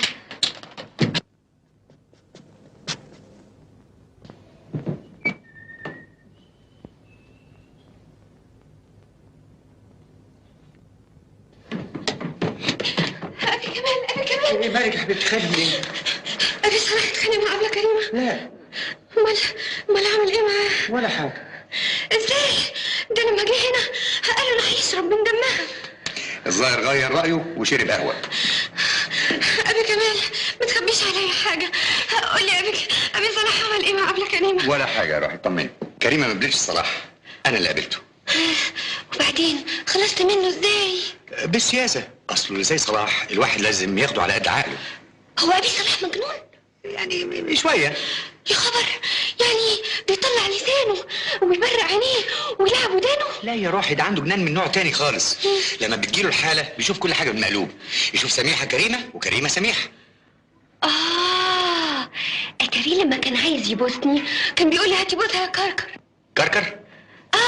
اصل هو لما بيدلعها بيقول لها يا كركر، لكن الحمد لله انها خلصت منه من جنانه. انت عارفه ليه ربنا خلصها منه؟ ليه؟ علشان كريمه انسانه طيبه وقلبها كبير. يعني حضرتك مبسوط دلوقتي من قبل كريمه؟ ايوه يا سميحه، اكتشفت الليله دي انه كريمه انسانه نبيله وتستاهل كل خير. ولسه يا ابي ولسه، ده انت كل ما تعرف قبل كريمه هتحبها اكتر واكتر. انت سهرت كتير الليله دي، قومي نامي بقى. لا يا ابي والنبي مش هيجي لي نوم الا اذا حكيت لي على كل حاجه. احكي لك اقول لك ايه بس؟ عايزه اعرف انت وقبل كريمه كنتوا قاعدين فين؟ كنتوا بتقولوا ايه؟ كنتوا زعلانين ولا فرحانين؟ في الحقيقه انا اللي كنت فرحان جدا. من قبل كريمه؟ كريم معاكي عفريت انت. والنبي يا ابي تقولي والنبي. لا يمكن اقول لك ولا كلمه، انت فتانه وبتروح تقولي لها على كل حاجه. مش هقول لها ولا حاجه بعد كده، بس قولي من فضلك. اقول لك ايه بس؟ كل حاجه. طبعا كانت لابسه الفستان الازرق. ايوه. وايه رايك في ذوقها؟ ذوقها جميل، ذوق فنانه. وتسريحه شعرها ما خدتش بالي، لكن كان حاطه برفان يجنن. الله، غريبه. انا شامم نفس البرفان. اصل انا يا ابي بحط نفس البرفان بس من غير ما قبل كريمه تاخد بالها. شميني. الله، ريحته جميله قوي. اسمه ايه البرفان ده؟ ليه؟ عاوز تجيب ازازه منه لجدتك؟ لا، كنت عاوز اعمل مفاجاه عشان. لا مش هقول لك. كفايه بقى، انت سرت كفايه وطلعي نامي بقى، يلا. لا والنبي يا ابي يخص عليك، عاوزه اوتر كمان شويه. بقول لك كفايه بقى ولازم تنامي.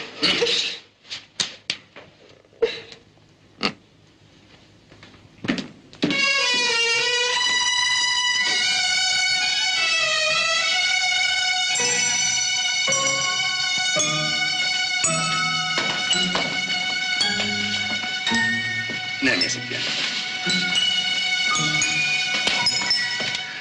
تصبح على خير.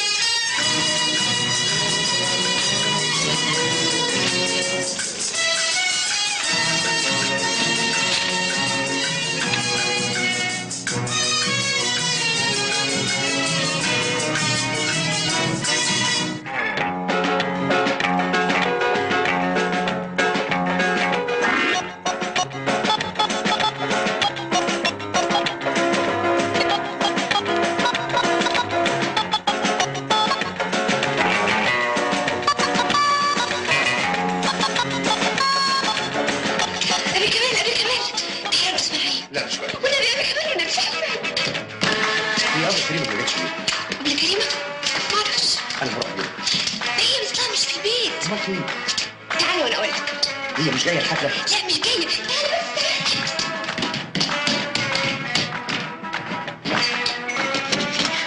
أبلة كريم مش جاية ليه؟ شوف يا أبي، أصل أنا قصدي هي. لا يا أبي أنا مكسوفة أوي، ما أقدرش أقول لك. ليه يا حبيبتي؟ مش أنا بقولك على كل حاجة؟ أنت كمان لازم تقولي لي على كل حاجة. طيب يا أبي أنا هقول لك، بس أنت عليك تفهم بقى. طب قولي. الواحد لما ما يجيلوش نوم طول الليل ويفضل سهران يبقى من إيه؟ يبقى عنده صداع. طب والصداع ده بيجي من إيه؟ من حاجات كتير، من المعدة، من الكبد، من الطحال. طب افرض ما عندوش صداع يبقى يسهر ليه بقى؟ يبقى لازم باله مشغول بيفكر في حاجة. قربتي تفهم يا أبي. أفهم إيه يا روحي؟ وبعدين بعد بقى يا أبي ما تسألنيش كتير أحسن أنا بتلخبط. يا حبيبتي أنا مش فاهم حاجة. أنا عايزة أعرف ليه الواحد بيبقى عقله سارح وقلبه مش مرتاح، ولما يجي يتكلم يقوم يتلخبط في الكلام. الحاجات دي بتحصل للواحد ليه؟ هو أنت بيحصل لك كده؟ بعد الشر مش أنا. أمال مين يا حبيبتي؟ أبلة كريمة. كريمة بتسهر طول الليل؟ أيوه. تبقى دايما سرحانة كده بتفكر؟ ولا بتاكل ولا بتشرب. وبتروح للدكتور ولا لا؟ لا بتروح الكازينو. كازينو إيه؟ الكازينو اللي راحت معاك فيه مرة. بتروح مع مين؟ بتروح لوحدها طبعا يا أبي. بتعمل إيه في الكازينو؟ أنا عارفة بقى، إذا كنت أنت يا كبير ما أنتش قادر تفهم، يبقى أنا يا عيالة صغيرة هقدر أفهم. هي بتقول إنها بعد ما بتقعد في الكازينو بترجع البيت مرتاح. والحالة دي حصلت لها من إمتى؟ من ساعة ما حضرتك رحت لها البيت عشان تمضي معاها التعب. يعني هي دلوقتي في الكازينو؟ أيوه هي لازم في الكازينو. طب أنا رايح لها حل. أبي. إيه؟ أنا خايفة تكون أبلة كريمة حالتها خطر. اطمني يا روحي، أنا عرفت الحالة اللي عندها أبلة كريمة. هي عندها مرض لذيذ اسمه إيه؟ اسمه لما تكبري هتعرفي. أنا خارج يا جدتي. رايح فين يا كمال؟ كازينو المقطم، عندي هناك برنامج لازم أصوره الليلة دي. خدي بالك من سميحة. حاضر يا حبيبي، مع ألف سلامة. الله يسلمك.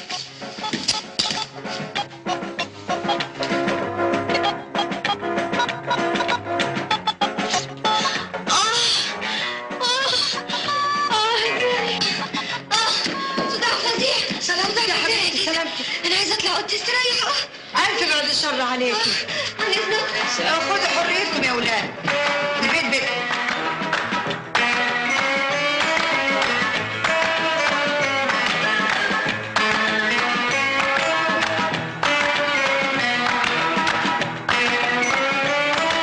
بس أنت ضامنة يا ست سميحة إنه بيحبك؟ طبعا، ده بيموت فيا. ده بيحب كريمة، ما تضحكيش على روحك. طب وأنا وكريمة إيه؟ مش واحد؟ أهلا نادية. مساء الخير يا تيزا. مساء الخير. ازاي صحتك؟ تأخرتي كده ليه؟ في الحقيقة يا تيزا أنا ما كنتش حاجة ليلاتي. ليه هو كمان ما عزمكيش؟ لا عزمني، بس حسيت كده بشوية صداع. أمال فين المسخوطة؟ مسخوطة؟ احنا ما عندناش مساخيط يا بنت. قصدي سميحة. هي كمان شعرت بشوية صداع وطلعت اوضتها. وأظن الست كمال قاعد جنبها عامل لها دادا ودكتور. لا يا بنتي كمال خرج عنده شغل. شغل إيه؟ دي البروفات انتهت وبكرة الاستعراض اللي هيقدمه في التلفزيون. يبقى راح فين؟ راح كازينو المقطم عشان يصور برنامج هناك.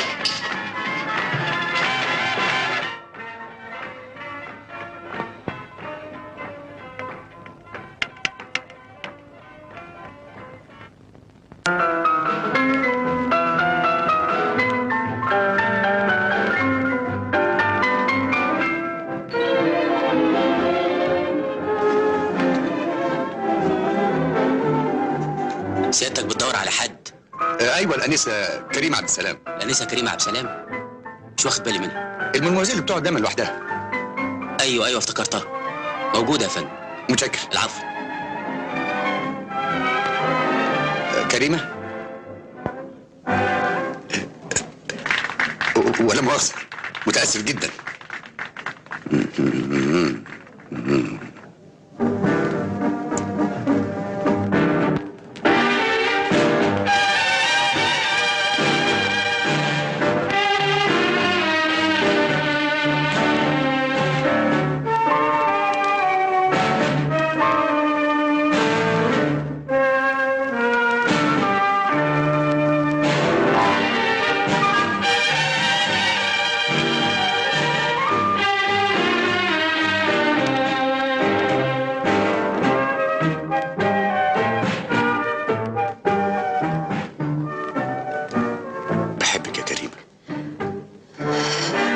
عليك يا كمال.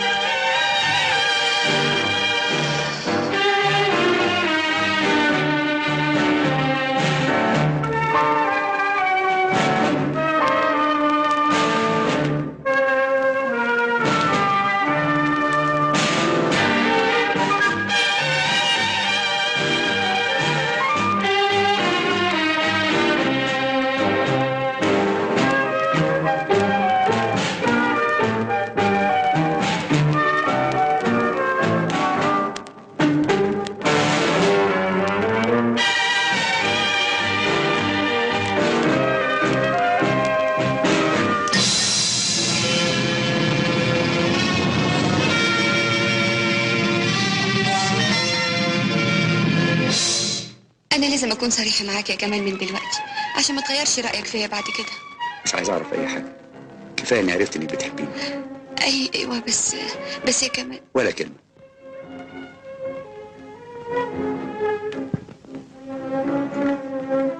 مش عايزك تندم في يوم من الأيام على إنك عرفتني وحبيتني. ما تقوليش كده يا كريم. اذا كان الانسان يندم على سعادته امال يفرح بيه؟ يعني مفيش حاجة هتغير قلبك من ناحيتي؟ مستحيل. انت ممكن تخليني اسعد انسان في العالم لو ايه؟ لو قبلتي تكوني مراتي. ارجوكي ما تقوليش ولا حاجه. انت الانسانه اللي انا بدور عليها، اللي ممكن تفهمني وافهمها. كمال، كفايه يا كمال.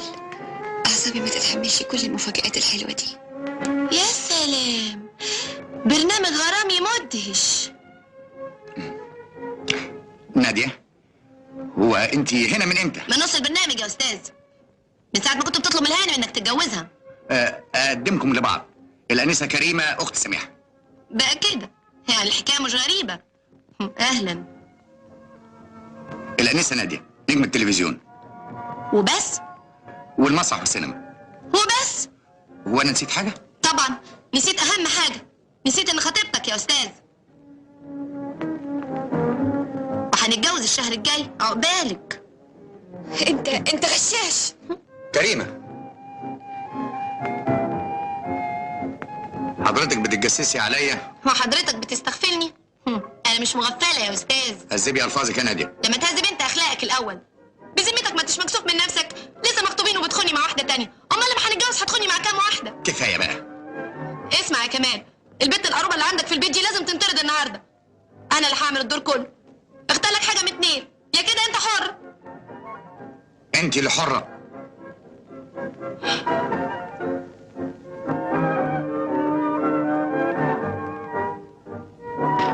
انا هموته هو وهي، هقتلهم هما الاثنين. طول بالك بس يا شاكر، دلوقتي صلاح يرجع من الاسم ونشوف البوليس قال له ايه. البوليس هيعمل ايه؟ هي سميحه قاصر يا كريمه. سميحه ذنبها ايه؟ دي برضه لسه صغيره وما تعرفش حاجه.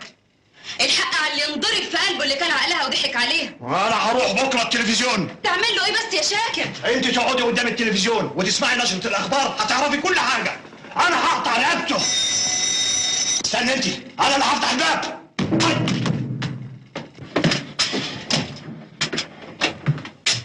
مساء الخير يا فندم. خير. نعم. الانسه كريمه موجوده؟ انسه؟ انت مين حضرتك؟ كمال عزمي يا فندم. بتاع التلفزيون؟ ايوه يا فندم. اهلا وسهلا يا فندم، تشرفنا يا فندم، خطوه عزيزه يا فندم. ايه يا حضرتي؟ ايه يا حضرتك؟ ايه لزوم الضرب ده؟ ده مش ضرب، ده عينة ضرب. الضرب لسه جاي ورا. طب ايه الداعي؟ ما تحاولش تتلائم عليا. فين سميحه؟ سميحه موجوده عندي في البيت. عندك في البيت؟ بأي مناسبة؟ لانها طفله ومحتاجه لحد يحميها. يا سلام على الشهامه، يا سلام على الانسانيه. وجاي ليه هنا دلوقتي يا حضره الملاك؟ جاي اقابل انسه كريمه. برضه بيقول لي انسه؟ يا جدع انت، هو انا مش مالي عينك؟ يا فندم العفو. وجاي بقى عايز كريمه في ايه كمان؟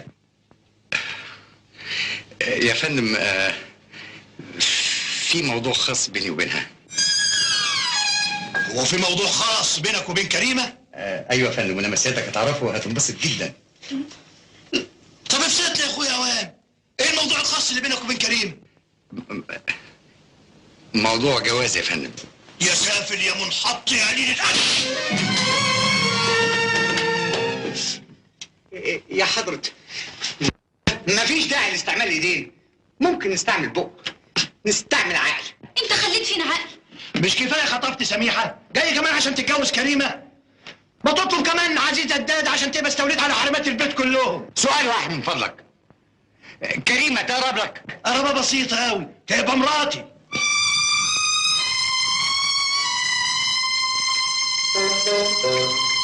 كريمة تبقى مراتك؟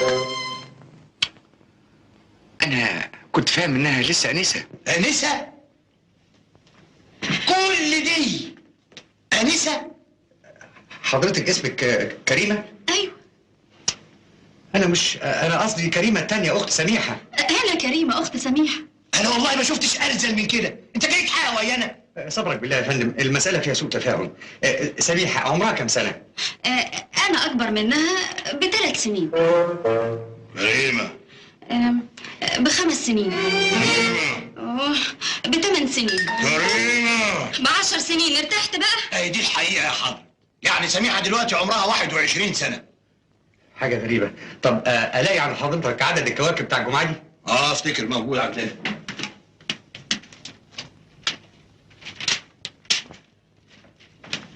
اتفضل. أهي دي سميحة اللي أنا أعرفها. سميحة معجزة الغناء في العاشرة من عمرها.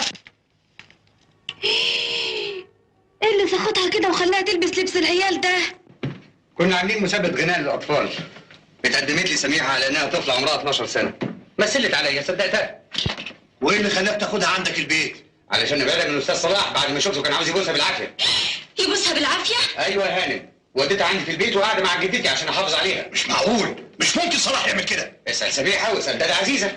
عاجبك كده يا سي شاكر؟ بدل اخوك ما يخاف على سميحة ويحافظ عليها، عايز يستفرد بيها واحنا غايبين؟ اخص عليه وعلى ندالته، ليلته سودة بإذن واحد أحد.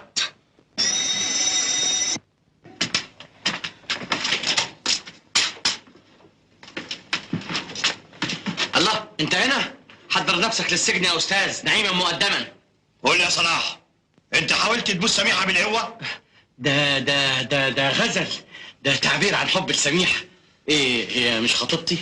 كده يعني كنت عاوز تبوسها وبالعافية كمان؟ دي مرة واحدة والله يا أبلة. لا، مرتين، مرة هنا ومرة في التلفزيون.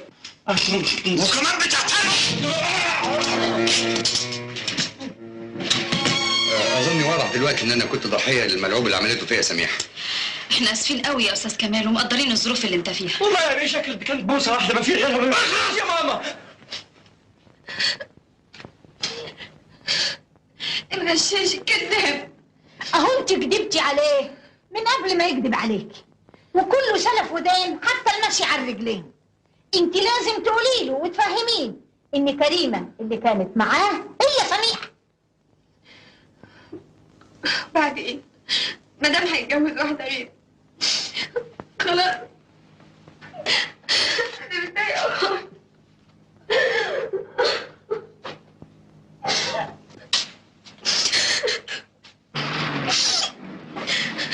ست سميح، الاستاذ كمال جه. دادا عزيزة، يلا لمي هدومنا خلينا نمشي من هنا. حاضر.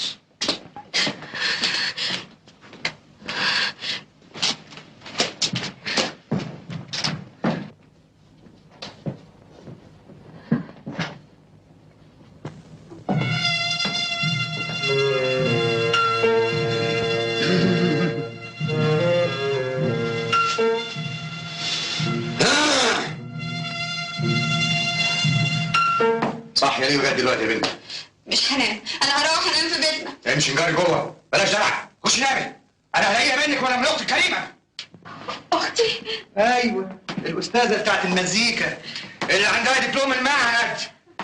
أنا عاوز أعرف أنتوا عاوزين مني إيه؟ اشتريتوني؟ ورثتوني؟ أعمل لك شوية دادا وأحب أختك شوية، وأنا ما عنديش شغلانة غيركم. هي اختي كانت ضربتك على ايدك عشان تحبها؟ امال انا اللي قعدت نفسي عليها؟ انا اضطريت امثل عليها ان انا بحبها عشان تشتغلي في البرنامج، انما الظاهر انها صدقت ان انا بحبها. دي تبقى عابطه قوي.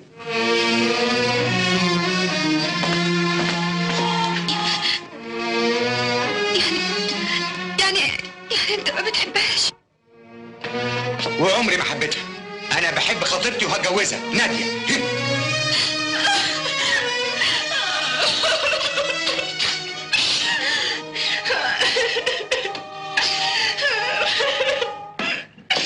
لا بلاش تعيطي يا حبيبتي، بلاش تعيطي. انا اتفقت مع عبده ناديه انك تغناكي وتفضلي معانا على طول. مفيش داعي يا حبيبتي، كنت حلوه وبعدين تزعل منك قبل ناديه. مش عايزه اسمع الزرين ده، مش عايزه اسمع اسمها، ما بحبهاش، بكره كل حاجه فيها. ايه ده؟ ازاي تقلي ادبك على واحده ست في مركز مامتك؟ يا سلام. الظاهر ان ده لحقك اكتر من اللزوم. اتفضلي نامي بقى عشان تعرفي تغني بكره كويس. هتسمعي الكلام ولا اطلعك؟ انا مش عايزه انام، عايزه اروح، عايزه اروح. نامي يعني نامي. خدي نفسك كويس. طبعا يا ريت. قلت لك غمض عينيك.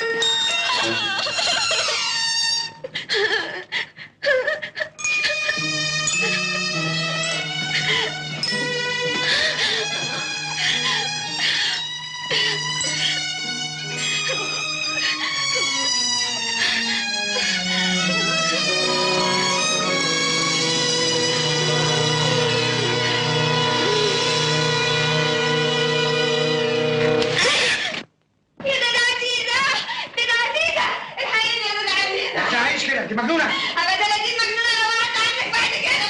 انا عايزه اروح، انا خايفه منك. رايحه فين؟ رايحه منك انك مالكش دعوه بيا.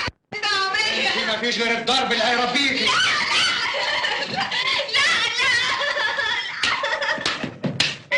ده انا عزيزه.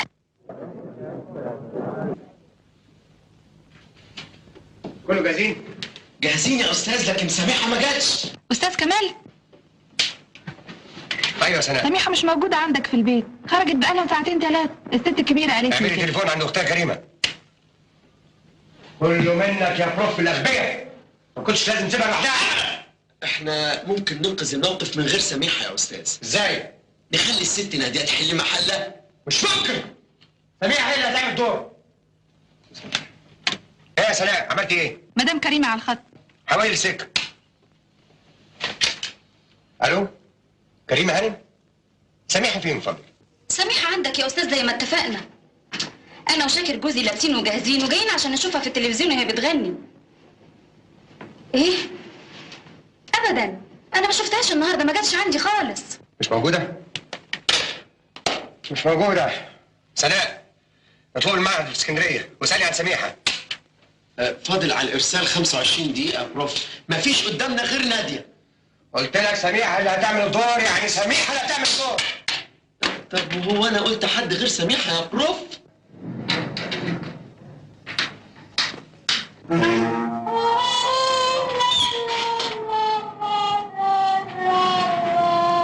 جايه لوحدك ولا جايبه معاك حد يورمني عين التانيه؟ قصدك مين؟ الشيء المؤذي اللي اسمه كمال. اطمن، مفيش حد جاي معانا. غريبة، وازاي يسيب عيلة صغيرة قاصر زيك كده تيجي لوحدها؟ مش خايف لا تتوهي ولا ياكلك بوبو ولا بريد مسلوخة؟ صلاح، مفيش لزوم للطريقة. أنا جاي لك في موضوع أهم من كده. بسرعه مفيش وقت. عاوزه ايه؟ أنت لسه بتحبني ولا؟ بتقول ايه؟ بتقول ايه؟ أنت لسه بتحبني ولا؟ مفيش ولا. لو كان الحكايه فيها ولا ما كانش كل واحد ضربني واتسلى. مستعملات حبك متعلقه على وشي وعلى عينيا. طيب خلاص، النهارده نسافر اسكندرية أنا وأنت الساعة 9. ليه؟ عشان أخوك وأختي يتجوزوني لبعض بسرعة. يعني بذمتك هتتجوزيني خلاص؟ أيوه. يعني مش هترجعي في كلامك تاني أبدا؟ لا. أنت بتعيطي ليه؟ عشان هتجوزك. معهد الموسيقى باسكندرية؟ هنا التلفزيون العربي. من فضلك سميحة عبد السلام. أيوه. فاضل تلت ساعة على الإرسال يا بروف، يعني 20 دقيقة. فين اسكندرية؟ هنا يا أستاذ على الخط معانا.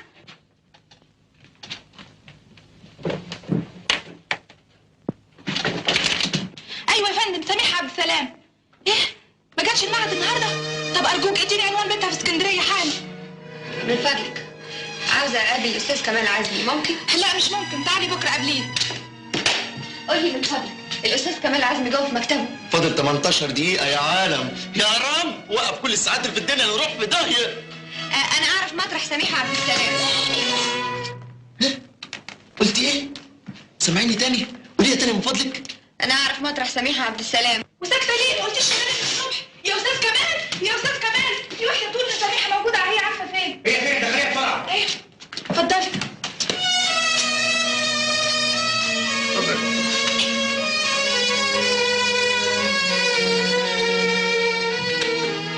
اختك سميحه فين؟ عايز منها ايه؟ فاضل 15 دقيقه والبرنامج هيتذاع على الهوا. عندك وقت كفايه عشان تقدر تجيب واحده غيرها. مش ممكن يا كريمه. فاضل 14 دقيقه ونص، مش ممكن، مش معقول. امال ايه اللي معقول عندك؟ تضحك على بنات الناس وتكذب عليهم؟ بحبك يا كريمه، لو قبلت تكوني شريكه حياتي هكون اسعد واحد في الدنيا. يا كذاب. افهم من كده انك منعتي سميحه من الشغل علشان تنتقمي مني؟ مش انا اللي منعتها، هي اللي رفضت تيجي بعد اللي حصل منك. مش عيب يا استاذ يا محترم تهجم على عيله صغيره وتحاول تبوسها بالعافيه؟ لا يا كريمه هانم، انا مش مجنون زي خطيبك صلاح. مين اللي قال لي كده من فضلك؟ سميحه نفسها هي اللي قالت لي الكلام ده. عيله صغيره زي دي تضحك عليكي؟ هاتيها قدامي واجهيني بيها وانا اثبت لك انها 60 كدابه. لكن انا متاكده انك بوستها. ايه الدليل على كده؟ كنت موجوده وشفتيني؟ حاجه زي كده. يعني ايه حاجه زي كده؟ ما هو يا كنت موجوده وشفتيني يا لا. طيب ما دام انت بجح بالشكل ده استعد للمفاجاه اللي انا هقولها لك. مفاجاه ايه؟ انت عارف سميحه اللي انت بوستها امبارح دي تبقى مين؟ تبقى ايه؟ مش هي دي المفاجاه يا سميحه؟ وانت كنت عارف كده؟ طبعا. وكنت ساكت ليه؟ ما قلتليش ليه انك عارف؟ علشان عجبني تمثيلك وانت عامله عيله صغيره. وعشان مصلحتك غشتني ومثلت عليا الحب. ما هو تمثيل وصال تمثيل، خالصين. فاضل 10 دقايق يا بروف وسميحه برضه ما جاتش. نجيب نادي يا بروف؟ لا يا شيخ، سميحه هي اللي هتعمل دورين. ازاي؟ وهي فين؟ انا مش فاهم حاجه ابدا. انت فاهم ان انا هقدر اشتغل؟ طبعا. هي دي الفرصه اللي كنت بتحلمي بيها من زمان. انا خلاص فقت من الاحلام، عن اذنك يا استاذ. سميحه، انا مستعد اتحمل كل الاضرار اللي ممكن تحصل لي لو اتلغى البرنامج، اذا كان ده يرضيك.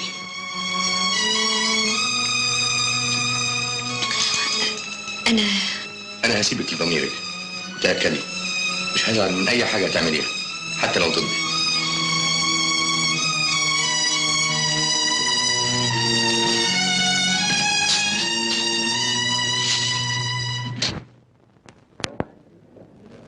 قبل أن نقدم لكم استعراض صغير على الحب الذي طال انتظاركم له، سيلقي الأستاذ كمال عزمي مخرج البرنامج كلمة على حضراتكم.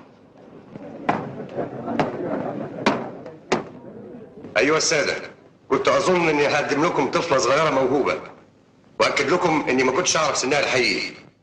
إنما اللي أقدر أكده لكم إنكم هتسمعوا صوت جميل وموهبة رائعة. شكرا. بص يا صلاح، جعلية ضحك عليها تاني. طب وبعدين هتعمل ايه؟ هضربه، هنزل فيه ضرب وهنتصر عليه وهاخد منه سميحه واتجوزها رغم ألفين أنف.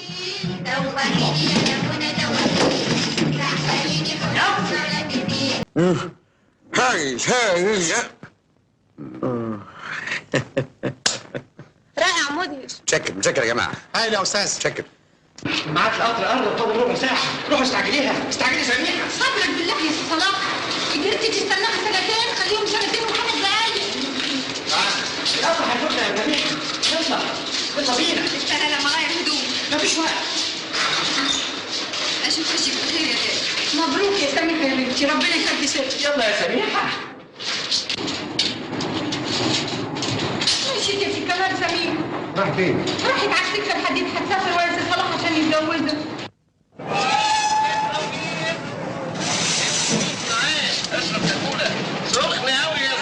تعرفي ايه اول حاجه بفكر اشتريها في الجهاز بتاعنا؟ بوتاجاز ب8 عيون. الواحد يقدر يطبخ 8 اصناف طبيخ مره واحده. ايه رايك بقى؟ عشان كده امريكا دايما مهتمه بالمطبخ وادوات المطبخ. تعرفي انهم اخترعوا فرن كهربائي يشتغل بالاشعه تحت الحمراء؟ عارفه حمراء ليه؟ عشان يحمر اللحمه والفراخ. تصوري ان الفرخه تنزل مستويه بعد 10 ثواني. لازم الواحد ياكل ويتغذى. عشان كده ربنا سبحانه وتعالى قال: كلوا من طيبات ما رزقناكم.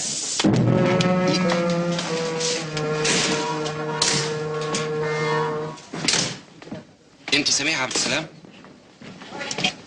ايوه. في ايه يا حضرة الظابط؟ وانت اسمك صلاح؟ صلاح عبد الصمد. في ايه؟ انت متهم بخطف بنت قاصر. هي فين دي؟ دي كلها قصر؟ دي شابة وعروسة وكلها كام ساعة وهنبقى جوز بعض. يعني كنت هترتكب جريمة تانية. تتجوز قاصر ازاي؟ يا فندم دي ما حصلتش السن القانوني. ما تصدقش الكلام ده يا حضرة الظابط. كده؟ طب اقلعي البلطو.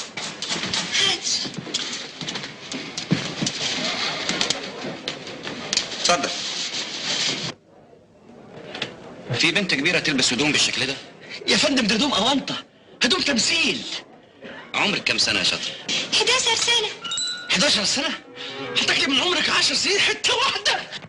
انطقي بالحقيقة نحدفك من تحت القطر ده. حشاني يا بنت كمان حشاني. انت ورايا. انا لازم ابوظ خلقتك زي ما بوظت جوازتي. قلتوا على المكتب. حاضر يا فندم. ليه؟ انا عملت ايه؟ خطفت بنت قاصر. يا ناس حرام عليكم، ده لسه دافع عربون البوتاجاز. يا خبر، ده القطر هيمشي. طب وماله؟ هيروح اسكندرية. انا كمان رايح اسكندرية. هتروح اسكندرية تعمل ايه؟ اطلبك من اهلي. هتطلب سميحة ولا كريمة؟ سميحة طبعا، كريمة كومبليت. بس سميحة صغيرة على الحب.